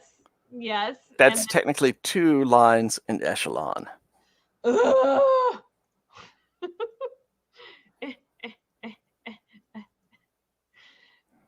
My sadness. This is my sadness struggle. Yeah, God. Anybody who says you moved to the mid from the east. See, look at that. That's a perfect way to do that. You moved to the mid from the east. Anybody who says you're not mid-realm can just come back and watch this episode where you struggled with the idea of an echelon that was not the mid-realm way. So the plan it wasn't that, it was drawing a simple line, which really like adds to my mystique as a very intelligent individual and not some um Purple but hair? What? Like? I was gonna say something very inappropriate, but then I didn't. Some sort of airhead. Uh, Oh, but in the East, let's just put it this way: when I lived there, the melee culture was get 'em Ray, and what is your plan? Dick in a box. So the mid was actually my first. you can explain how that's not still their plan. That is, I don't want to belittle the contributions of the current Eastern Army who have been working so hard to define things and bring melee from the super secret, awesome, fun times book in Shark Pit Camp that was doodled on with magic markers and left in very plain sight so that friends from the mid could read it to where it is now. All right. I don't want to belittle the contributions and what was happening behind the scenes because I know that that was much more complex than I have any knowledge of. But my first experience on command staff was mid realm, so that's why I know an echelon as I do, which was new concept to the mid realm 2 years ago. I almost said last year, but first here is Wistric's echelon. So, Wistric, would you like to explain what makes this an echelon and why it is a super handy, awesome thing for the field? I never deploy an echelon. Oh.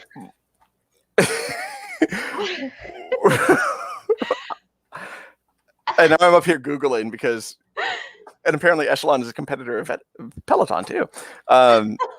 So I can actually explain this one a little bit. Okay.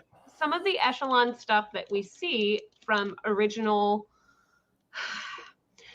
original use of the word, like this one sideways thing, we saw more from World War II, actually, flights from pilots, fighter pilots, because it's how you would deploy your planes. Now, that being said, it comes from a previous, I know it comes from a previous something or other, but you saw it a lot with battleships are less likely to Counterclockwise spiral because fighters are right-handed, all except 13% of them. But yeah, the Tidy Bowl of Death is what we see a lot of our line fights devolve to, and the reason is because at heart we're the best of us are still untrained militia. Mm-hmm. We're like the best unit out there is not drilled as much as a National Guard unit of like, and I'm not talking shit about the National Guard because oh my god, they've all deployed for the last 20 years. But the original, when I was growing up, concept of National Guard was like they're the reserves. That's easy duty. Turns out it wasn't. But they still, that once a month training as a unit is more than almost every major unit on the field gets. And it's, I think, more based on standardized doctrine than we see on the Rapier field. And that standardized doctrine, that being able to interchange what you're doing is so important for what we do. But the idea that like somebody that you can drop someone into a unit and they're basically going to know what to do. Yep. Because that's the way.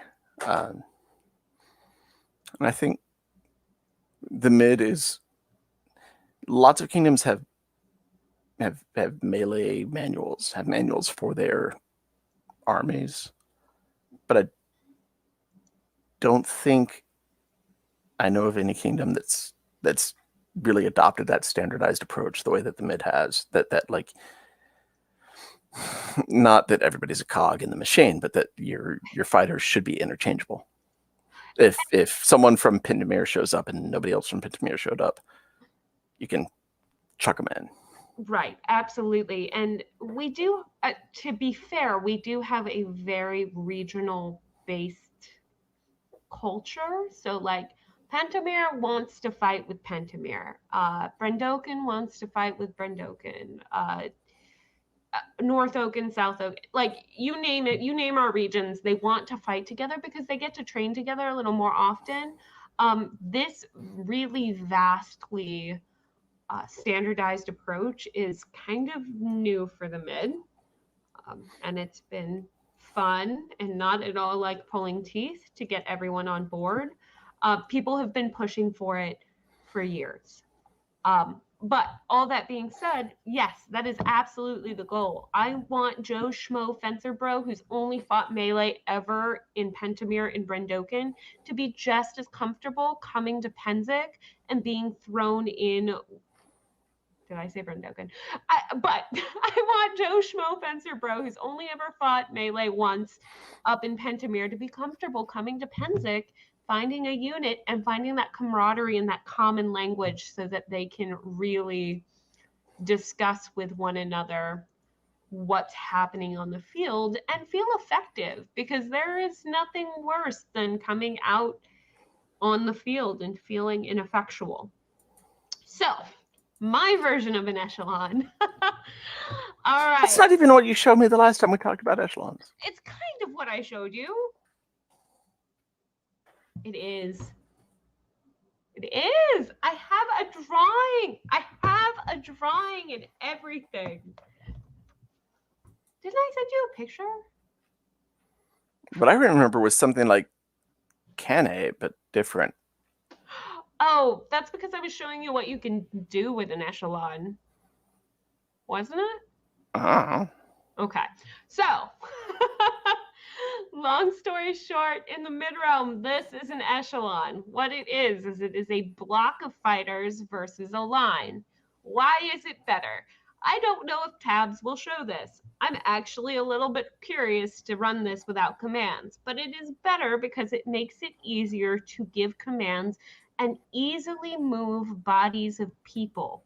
So if I'm the commander and I'm standing back here as Flaggy McFlaggerson, what I can do with my echelon is, if I notice that a line down here is getting weak, let's say we're fighting with Atlantia. It's not weak right now, but let's say we notice that there's a gap forming here. What we can say is back ranks down, and what they should do is they should take these back ranks and they should just walk out to the side and deploy really easily to cover that gap, to cover that hole. The other thing you can do with an echelon, which is really interesting, but it still comes down to troop deployment, since we're oversimplifying this, is you can actually take your echelon and divide it here and have, let's say, have these guys be your anvil. So they're going to get that first engagement with the enemy. And these guys will slide out just a little bit and become the hammer and swing around and take care of that mess. The places where echelons are actually weak are the corners. It's very hard to move people. When you're moving people in kind of north, south, east, and west, it's very hard to move them in the northeast, northwest, whatever. It's hard to move diagonally. If this guy is not well trained and you hit that corner hard enough, he's not going to know what to do. What he should do is he should call for help, so his two friends here and maybe these two friends here can all turn their swords on where they're about to get bashed. But that's where it's weak. So I don't know what it's going to do. Oh, I didn't mean to put the flaggy person in. Oh, well. It's all right. All the flaggy person does is stand there waiting to get killed. Well, they're a good commander. I don't have to pull them off a line. Yeah, which makes them different from every commander I've ever known. Hey, I'm the one pulling people off. Wow, the echelon worked just fine. All right, so go. Even without troop Let's rewind and see how that worked. even without troop deployment, I am going to guess that part of the reason this worked was because you had waves of people rather than just straight engagement. So those. Oh, I also think like you've got all of blue stacked towards the top half of the map, so they're going to overwhelm that red. While and this is kind of the effect of all columns. The red down at the south side of the map that was not engaged had to sweep up to engage the bottom of the blue formation. Yeah. Leaving this. Oh, look, a tidy bowl. It's a small tidy bowl, but it's still a tidy bowl. It's blue done smash through everything. And there's like that one blue guy who's actually kiting 3 red guys. And now it's one red guy who's going to die. Oh, that's definitely edge of the world. If I were that marshal, I'd put an end to that. Yes. So we just kind of talked about the basics of this, which is deployment, which is honestly just superiority of forces in a smaller area. So you walk forward. They did not do it right down here because they let this wrap them, but yeah, we're not getting that like slide off to reinforce the exposed flank, but I mean it's pretty good. I like that. I like the numbers win. Oh fuck. All right, so one of the last things I wanted to show you guys, which I might get in trouble for showing you this, but one of the tactics, if you are a heavy fighter that you may have heard of, is something they call Horns of the Bull. It is something that the Mid-Realm decided to perfect a couple of Penzics ago, and it worked very, very well on the Rapier battle, even after parity. It worked before parity too. Parity being evening up the numbers of sides. It obviously worked before parity because all of this boils down to a numbers game. The only thing that tactics do is make the numerical superiority less valuable. It makes the gap smaller. But that being said, even after parity and once we were totally even in doing a friendship battle, it worked. But it's part of the echelon deployment. And it is just a fancy hammer and anvil. So all that stuff we've talked about tonight about a static, slightly more defensive force, and tell me all about it, Kat, and a slightly more aggressive hammer force to crash things into each other. I'm gesturing with my hands again, and you can't see it on the screen. Comes to play here. So what Horns of the Bull is and how it would usually work is you'd have that big echelon that I drew up, or column, whatever Wistric wants to call it, whatever the Mid-Realm wants to call it. And what will happen is a call will go out, and what will usually happen is it will be 2 sides, leaving a big chunk in the middle, and the 2 sides will run out. And Atlantia is going to love this. Run out, run forward, turn.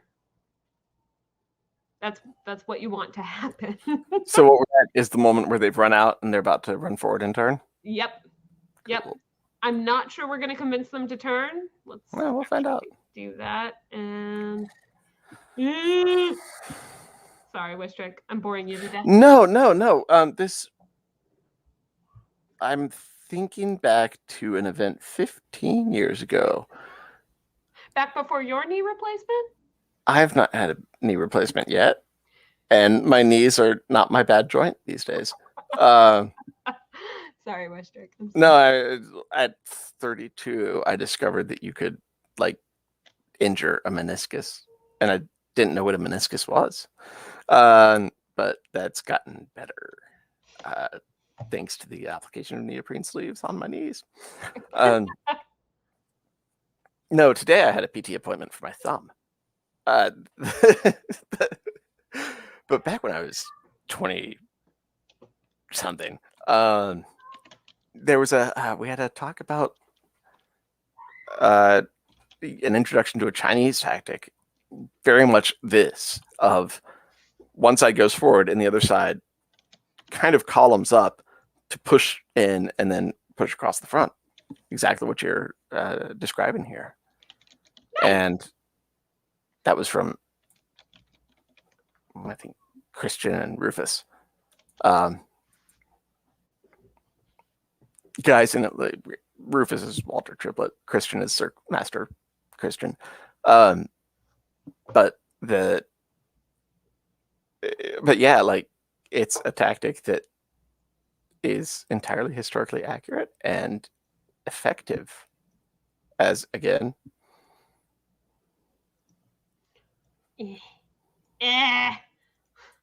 You see nothing.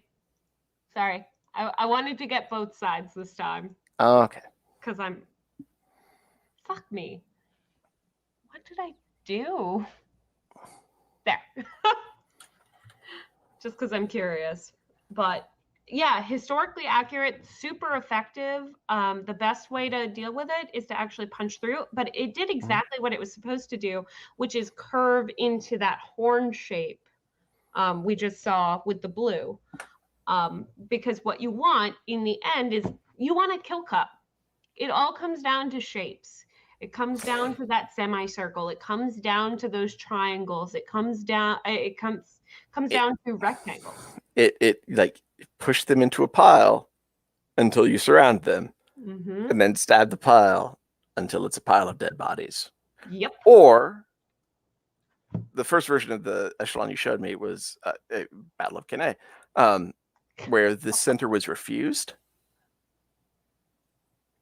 So, like, yeah, that was set up further back, and so you had the two wings forward. This is how Hannibal killed all the Romans. All the Romans at Cannae. And I mean, what this is deploying in a kill cup on a larger scale. On a larger scale on a field. But that kill cup still, it's a sphere has maximum volume per surface area. Yes, so that's why water droplets form spheres. So there's a bunch of people in the middle, and there's not a lot of space for them on the surface to engage all of the enemy that's surrounding them.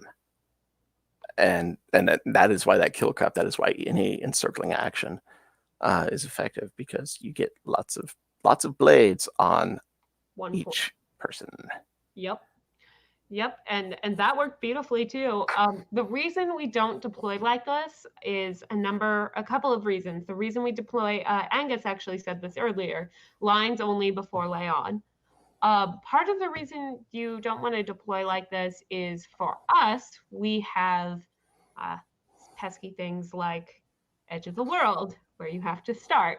Other reasons, you don't necessarily want the enemy to know what you're doing, because one of my favorite tasks as commander has been to go, there's Atlantia, better get some really strong anvils out there and tell them not to be dumb. Or there's some really strong hot sticks who might not necessarily take shots. Let's get a really annoying unit to deal with them. Like, that type of stuff. Which hot sticks are those, Bruce? I don't know. They have a penchant. Anyway. But and also our res lines, like, we get set up at our res lines and there's not room to deploy in formation. So you could say, okay, right wing advance, left wing advance first, center stays. Every time I've seen that tried, though, the right side of the center trickles up, or somebody shouts, "Dress your line," and everybody thinks that, no, we actually have to stay shoulder to shoulder, like we actually have to keep a line. And this whole plan doesn't survive. It's not that it doesn't survive first contact with the enemy; it doesn't survive first contact with your army.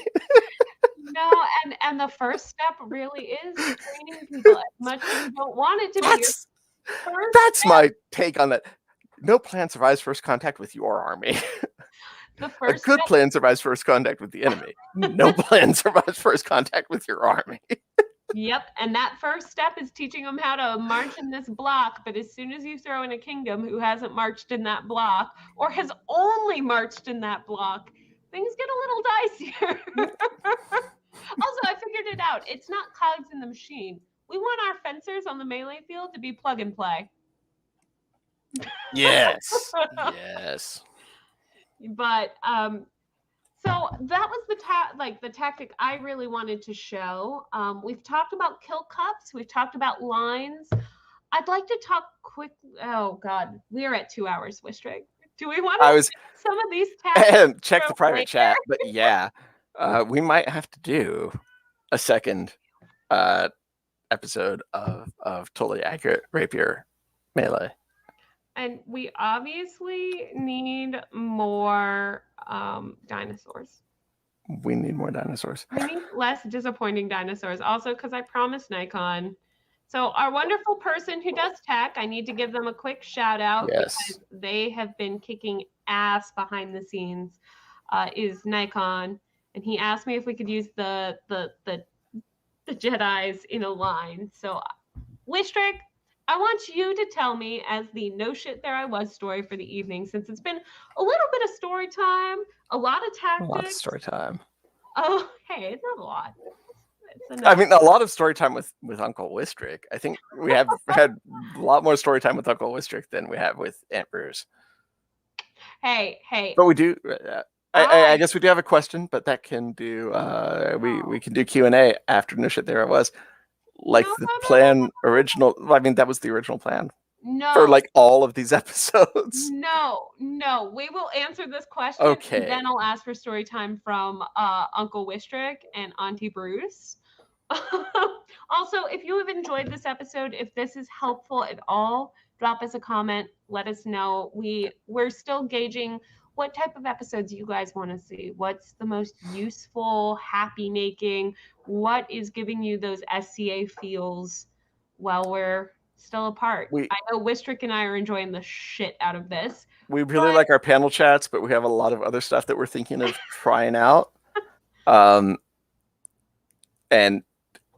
a lot of this all turns out to have apparently a lot of potential.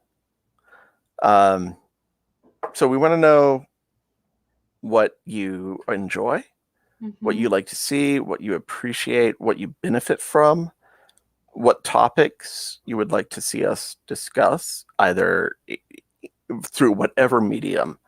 If it's we get a panel together to talk about it, if we go find my other current obsession, Mountain Blade, and talk through. I mean, or if we MST3K some medieval battle scenes, which is another on our to-do list. That's on our list. We know that whatever, like what will you, the audience, what do you need? Yep. We're happy to talk tactics. We're happy to talk interkingdom anthropology. We just want to talk about melee and swords with our friends, more better. So we did have a quick question, not even a quick question. We have a great question. Great question. Nikon, can you bring that up? Yep. So, and Nikon, at some point, you should bring your camera on so everybody can see your beautiful face and say thank you. But we'll wait on that. So the question from you stay in your corner. So the question from the audience is about training units. How do you train a unit if you have insufficient to have an opposing force? Can I start, Wistric? Can I start? Go right ahead. So the best thing you can do to train a unit, and this is going to sound ridiculous, and you'll probably roll your eyes at me just a little, but the best way to train a unit when you don't have enough to drill melee is to go out and hang out together. Go get drinks, go watch movies, play swords together, go play a different game together. play some Munchkin, play some video games, do whatever you can get the gang together to do. Learn each other so that when you do step out on the field together, you know each other. Now, that's not to say don't train melee. Train melee, play foxes and hounds, play some of the like 2-on-1s, 1-on-1s, etc. Do the drills, but the biggest difference I've noticed in small unit training and households who may not actually get to drill together or even melee together very often is they perform a lot better when there's high esprit de corps. Is it high? Can you gauge that? But when there's strong, Mimi. All right, Wistric, do you have anything to add to that? Everything you said. If you only have 2 people in the same place at the same time, if it's practice and only 2 of you showed up and you've fought single sword and dagger, and you were like, I wish other people showed up so we could fight melee. Go to dinner, which every strong practice goes to dinner afterwards. Or at least drinks. Yeah, sometimes it's, we get done at like 3 p.m. on a Sunday, and then it's just drinks and snacks. But the SCA is a social club where we dress up funny and play weird sports. The social part is what makes us an effective organization, an effective community, and an effective unit. So if only 2 of you show up, which happens, I've been there, and you fight, and you get to the point where you're like, well, I don't know what else to do. Go get your drinks, go get your tapas, go get your nachos, whatever, and sit there at the table and get pennies or get sugar packets out of the little container that's on all the tables. And I realize our question is from Angus, who's in Locock, and I have no idea how they do things in Australia. Get the funnel web spiders out of the little containers on your table, and lay them out and discuss melee tactics. The legend in Atlantia involves Warhammer miniatures at a strip club, but I use pennies and quarters and whatever on the table and talk through melee tactics, talk through this 2v1, talk through this 3v1, talk through if we set up a killing cup like this, if we have this many people wide, how many people do we really need to hold that space? You can do all of that visualizing it with pennies the way we have visualized it tonight with floppy blue and red people and T.Rexes. The other thing too, and this is to jump on what Wistric was saying as well, if you are finding that it's hard to get enough people together to do melee, find ways to standardize melee in your kingdom. Find ways to make those definitions. Find ways so that when you are together, you can talk about it in a language that is universal to everyone involved. It will take time. You will have to teach them what an echelon, what a unit, what a killing cup, we don't call them kill cups here. We call them kill pockets. What a murder bus is, which is the column charge used to kill a kill pocket. Like, find those common. We're totally doing an episode that's like, these are all the bad things that we've done in a battle. Like the time that I had, I guess, what you'd call a murder bus. And the next year there was a Gulf Wars rule.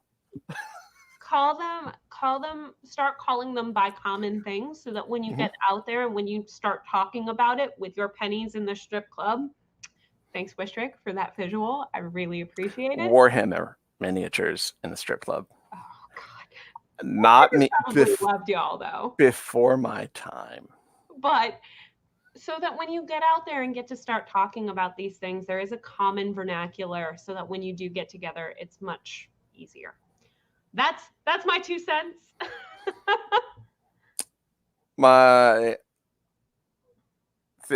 The only thing I'd add, and that is great. Also, if you've got 2 people who care that much about Rapier melee together, and there's not a kingdom standardized you start a video. That you start a monthly series, bi-monthly series. But if you've got 2 people and there's not like a standardized practice for your kingdom, you're gonna make it. Mhm. You just need to let the commander. You need to volunteer, volunteer, and the commander, the general, should be grateful to have anybody care that much.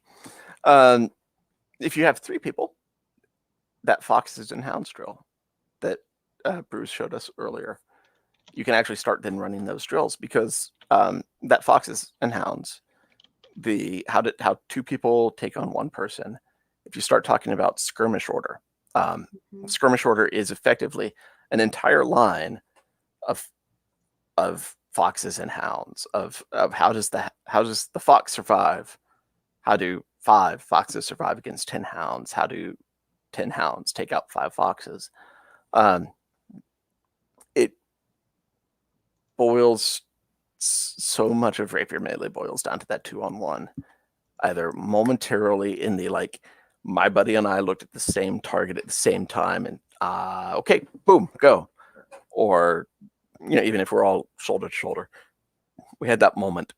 Or we got that moment of, I distracted them and she killed them and it was great.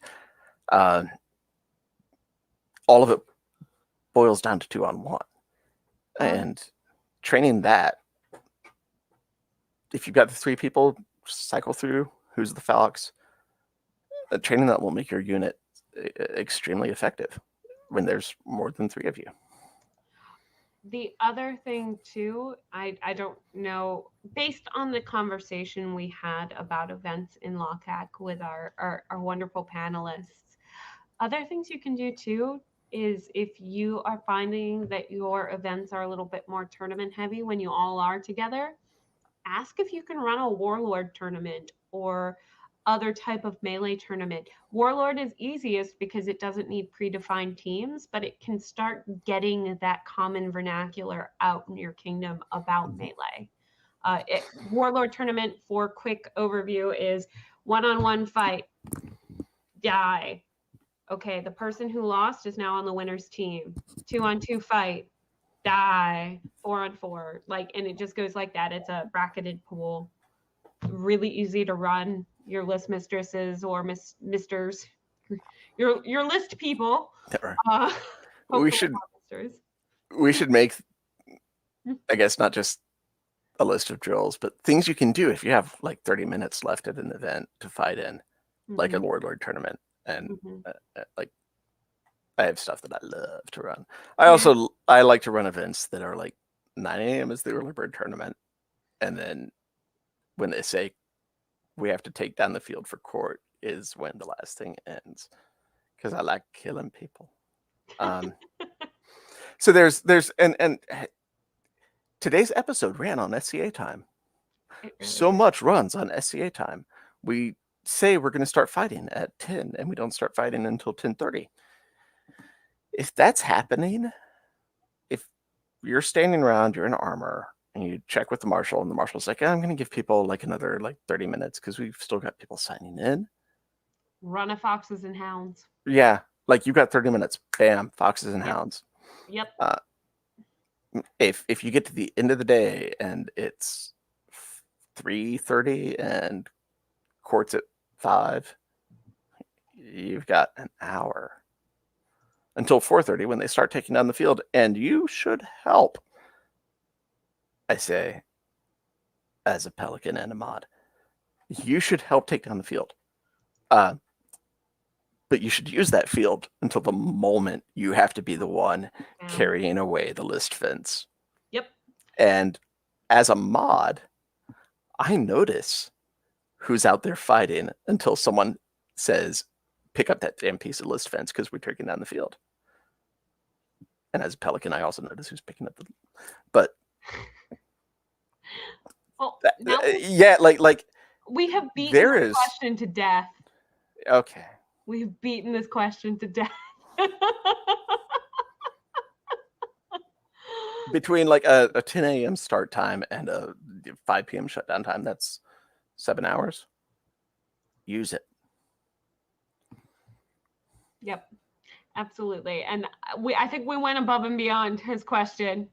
Oh no. A little bit. Just So yeah, if you've got 2 people, talk. Like, get excited. Ask number 3 why they weren't there that day. Ask them if they'll be. Don't ask them why they weren't there that day. Ask them if they'll be at the next practice. figure out how to enable it too. Yeah. And don't be a bully about it. If they No, say no. they have life stuff or work is awful, like leave them Yeah. alone. But if it's my car wouldn't start or I didn't have gas, ask them if you can come pick them up. Can we do it in your yard? Cool. Like if it's work, is there another time you could get together? Mm-hmm. Because you don't have to have an official. Oh no!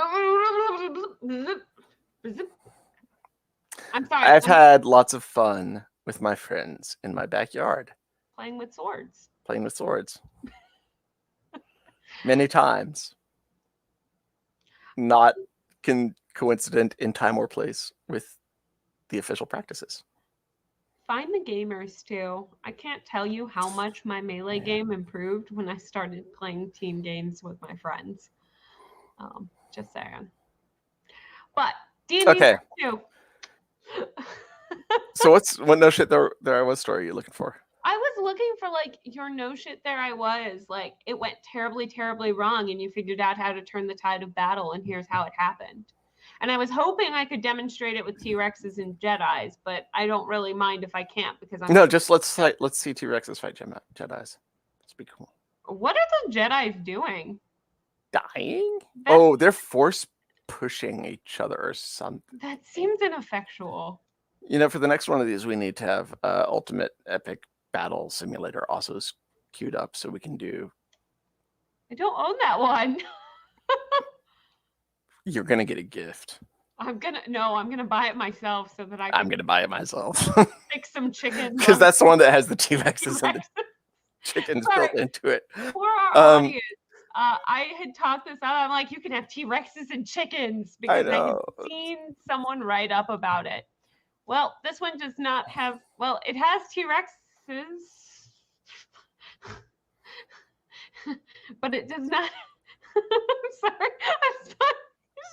So this is what happens when Jedis force throw T-Rexes. So now we have learned. Okay, so if you want to just have T-Rexes fight chickens, you want Epic Battle Simulator. Correct. If you want to be able to make weird shit happen, you want totally accurate Battle Simulator. Both are like $15 on Steam. Arguably, totally accurate Battle Simulator is actually a little bit better when it comes to AI, etc. But that being said, there are no chickens and there are no T-Rexes. Unless you can download them from the workshop. You can't put them in trousers. I'm so sad. You can't put them in like I can't have my T-Rexes in poofy pants, which is a thing for me. Time that I've seen things going to shit and been able to turn it around. God, so you're asking me like memory questions? Okay, tell me about a time you saw things go to shit on the field. What is the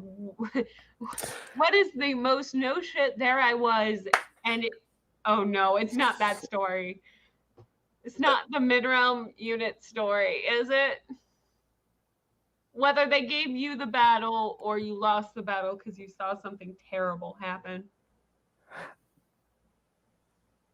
Okay. Bad tactics. Tell me about bad tactics. Bad tactics. No okay. There I was. No shit, there I was. And we touched on this earlier. The I think they call it the fortress, or not fortress, stronghold battles at Penzik these days, where actually on this map, if you were to plunk down 4 flags, or actually, I think it's like 5 flags in a zigzag line leading up to the fort. This is why there's not one inside the fort, or there wasn't the first time. The first time was the year that I had a strained Achilles tendon and couldn't fight, and had all sorts of other fun stuff going on. So I was marshaling, and I looked at this setup and went, and res point for the defending team is inside the fort, and res point for the attacking team is whichever flag they hold, like the closest flag they hold. And I looked at this and went, that'll take 1 minute and 30 seconds. Yep. Because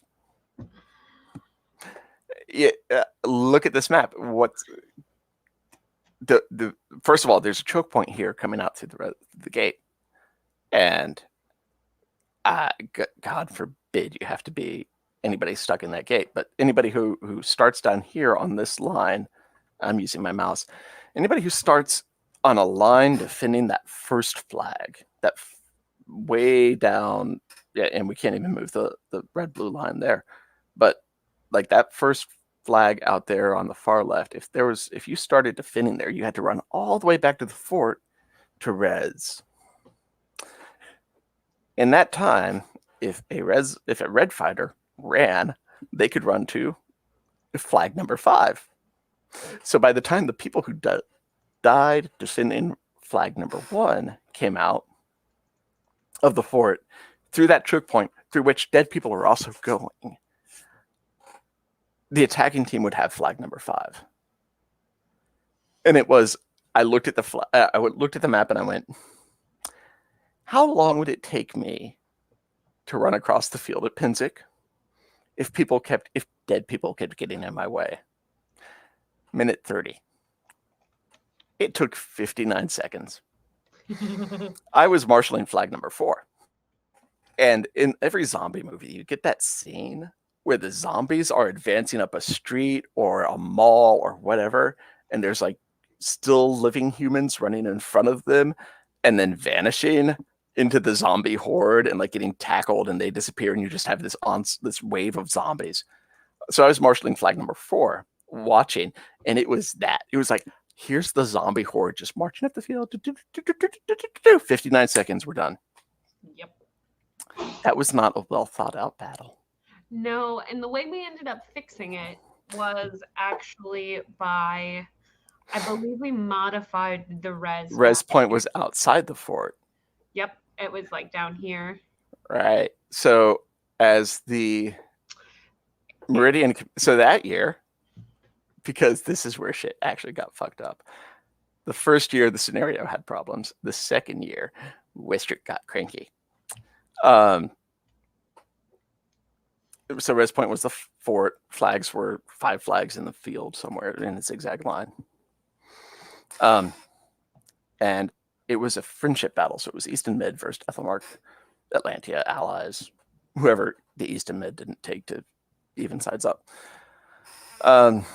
And I was the commander of the Meridian Army, which at that time was the Meridian Army of 1 at Pinzik. So I've had a few years where I get to show up and be like, I am the general of Meridians, and I'm me.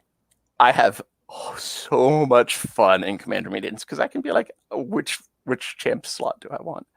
And then I get to like, they let me command battles. And they never stop to think, Wistric said he's an army of 1. Wait, who maybe command? Well, lots of people. I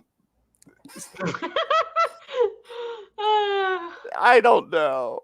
This is why I'm on command staff. All right, got it. Yeah, so I'm a bouncer. So we had the 5 flags in a zigzag.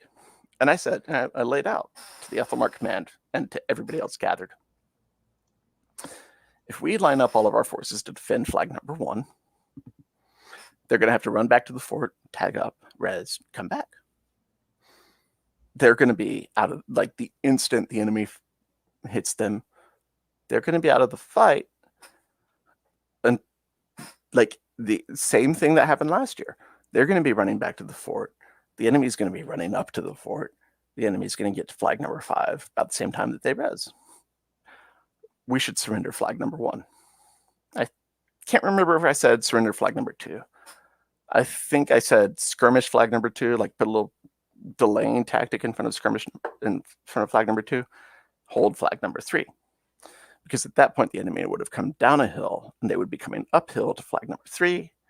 Terrain matters. So they would no longer just be charging straight downhill into us. We would no longer be rezzing all the way uphill, but only halfway uphill. And we would be closer to, like, we would have a chance. Everybody in the command meeting on board with that. And the Cesar, the North Shield commander, and I were just like, yeah, bump it. Let's do this. So somebody should like protect the flag number 3 was over on the right. Somebody needs to protect the left. So he and I went out there. He had North Shield. I had Meridias. And he and I are standing out there on the left at 30 seconds to lay on. And we watched the Ethelmark army march up to flag number 1 to defend it valiantly. And I go, Cesar, what the fuck? And Cesar says, I have no fucking clue. Oh, and so we watched exactly what I had predicted would happen. And afterwards I was like grabbed the Ethelmark commander by their lapels. Why? It was a perfect plan. We would have won. They did the wrong thing too. We would have beat them by like 30 seconds. He was like, our king said we wouldn't surrender the flag. Oh. So I had the perfect plan, and I got to watch it get destroyed. owned. And I'm still angry to this day. So, what? Like I said, like as we identified earlier in this episode, a good plan survives first contact with the enemy. No plan survives contact with your army. Oh my gosh, that is. I'm sorry. I had to put the mods on one side against the rubber band guns, and then I needed horses because it was boring to watch. So that's all Fancy McFancy Pants there on the left, and Pepe Le Pew Pew. No, it's all Fancy McFancy Pants on the right. Pepe Le Pew Pew. Might be a little stab. I broke it earlier. Look, I don't think that highly of mods. You don't? No. Better? I broke it earlier. I mean, add some more mods because not all of them are good. I don't think there are that many mods in the known world. You're almost to the actual number. Almost? It's not too far above 200. Can we please talk about your little cavalry there? They got, oh my god, okay. They run forward, and that's all they do. They don't have better hit points, so like they run forward onto their opponent's swords. I love my Atlantean friends. My computer is like a streaming grade professional gamer quality. Like I was playing FPSs and we just broke it with tabs. It was just like, nah, you play Call of Duty on me? Like, oh my god, like all right, Auntie Bruce. Oh no. Shit, there I was. And at this point in the show, we usually say, hey, we're going to tell our no shit there I was stories. If you've got any questions, please drop them into the comments so that we can answer them after we get done with our no shit there I was stories. But all right, any resemblance to real people is not correct. This is false. This never actually happened, except it totally did. Speaking of your Atlantean friends, they managed to murder the hell out of part of I would say my army, but I was only chief of staff. Are you coming? Is this the story where Trap ends up behind me? No, but I think it was that same battle. Okay. So we lined up for this flag battle where we had to take these banners and move them from one end of the field to the other. And you were either attacking or you were the banner bearers. Do you remember that battle at Penzic? Different battle. I remember it. Uh-huh. So one of our really good anvil units here in the mid-realm was a banner bearer. And they had done really well. And I think we were about to take the point. I think we had almost won the battle, like we were ready to go. And something Atlantia did ticked them the fuck off. So we lined up for the last fight, and we are fully expecting this unit that we know is a good anvil to be their anvil-y, glorious selves. With their banner, decides they're going to go for a charge. Down the field, straight into Atlantia. So instead of bearing the force of Atlantia running into them, they fucking handed us the. Sorry, no, I was Atlantean at that point. They handed us the fucking banner.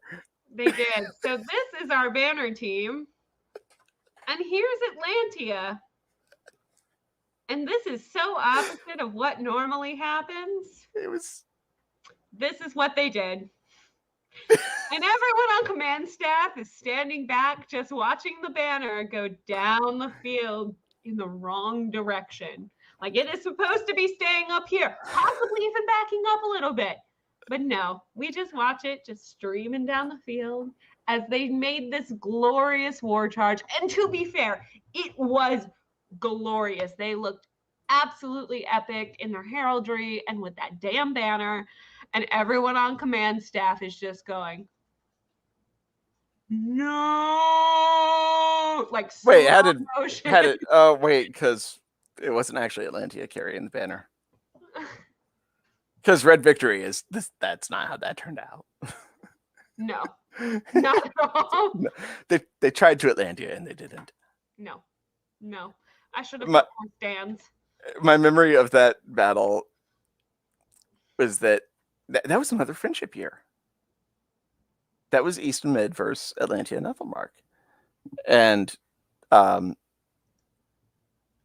the plan was that we would keep all of our banners in one place. The Atlantia Ethelmark side would keep all of our banners in one place, keep them together, march them forward, and deliver them all to the goal. And for everybody listening, imagine a square. Res points are here. Cap points are here. Like you start with your banners at your res point and you take them to your cap point, which is diagonally across the entire field. It was a beautiful, like that's a great scenario. Mm-hmm. Simple. You don't have to set shit up. Right. But it's not like it's not running the game point, or it's not running the war point. Mm-hmm. Because foot speed doesn't win you anything. So on the Ethelmark Atlantia side, we had the plan. We had the perfect plan. Let's just take our banners, march forward, deliver banners. If any banners come our way, we'll have our entire army in one place. We'll just fucking take those two. And we're lined up and we're like starting to make our move. And one of the banners goes out and gets taken by y'all, East Mid. And another banner breaks from the army and goes out and gets taken. And this was the first conversation I had with an amazing Duchess from Ethelmark that you probably know. And it was, Dorinda, what the fuck is happening? Because she was the only Ethel Martian's name who I knew. Illidor was somewhere else. So she was the only Ethel Martian I recognized, and she was standing in the backfield watching this fiasco. What? Ethel Martians. Call them No, they're Ethel Martians. So, yeah, like Dorinda's the only other one I knew by sight, and she's standing in the backfield, and I'm in the backfield watching this, and I'm just like, Dorinda, what the fuck? We had, just like my story, we had a plan. It was the perfect plan. It didn't survive first contact with our army, with ego. And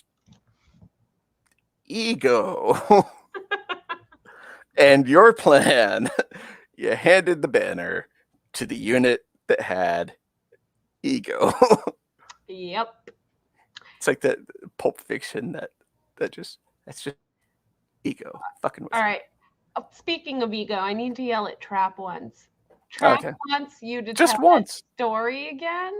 And I need to turn around and be like, well, if you watched any of our previous episodes, he's told that story before. Thank you for your support, love.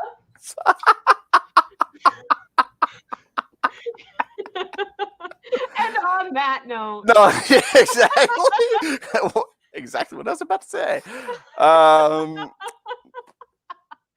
No questions from the audience? I think we answered them, and we have beaten the tactics horse to death. Speaking of horse heads with googly eyes. I mean, for now.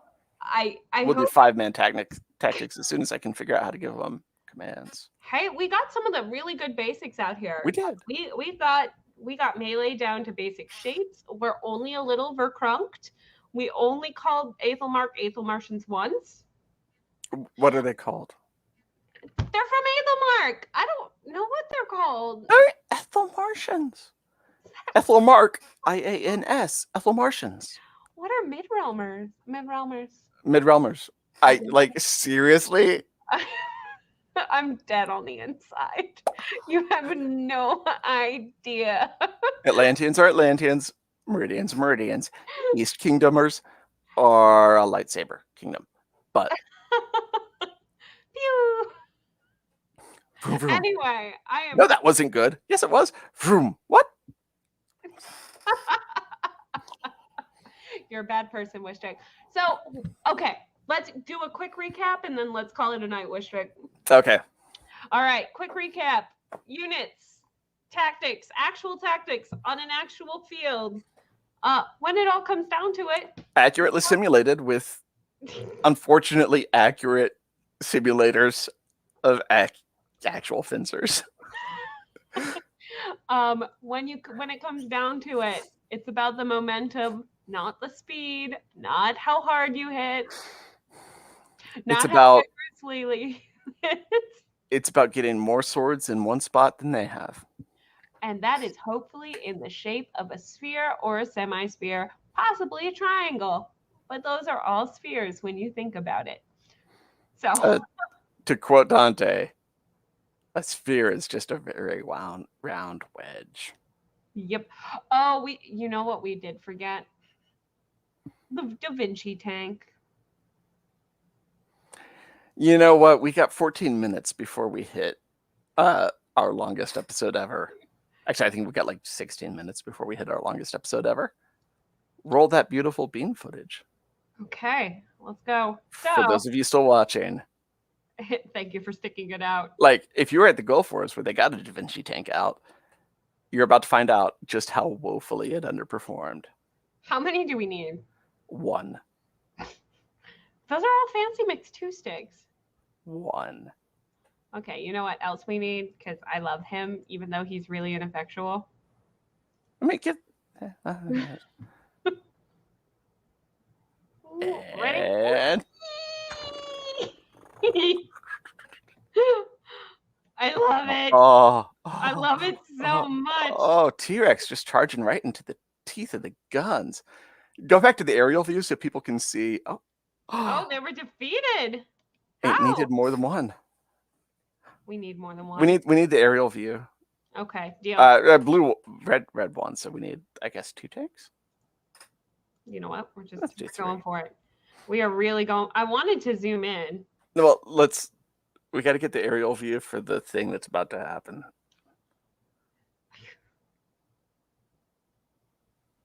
Oh my gosh. T-Rex getting flung off. T-Rex destroyed it.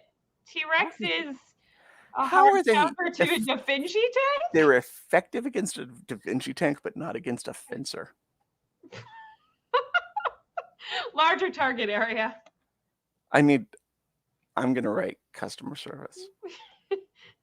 Dear sir, why is your T-Rex actually effective? Why is the T-Rex that some user created and posted to your public content for more effective than the Da Vinci tank? There, here we go. All right. I don't think you realize how powerful you made your mods. Maybe not. But they were like, it was just like a 1.5 to 1, 2 to 1. I like the them getting hit by the cannon barrels and flung sideways is really what I'm here for. It's really no Mod chucking. I'm sorry, Nikon, we're keeping you a little bit longer. I know, we promised done by 11, and that was not the case. No.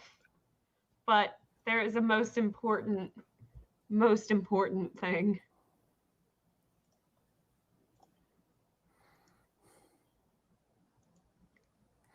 This is important for everyone involved.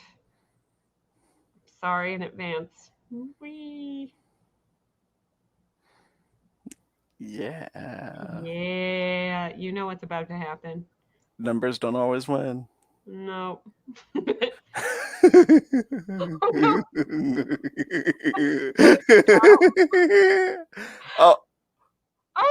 Oh, that dumbass.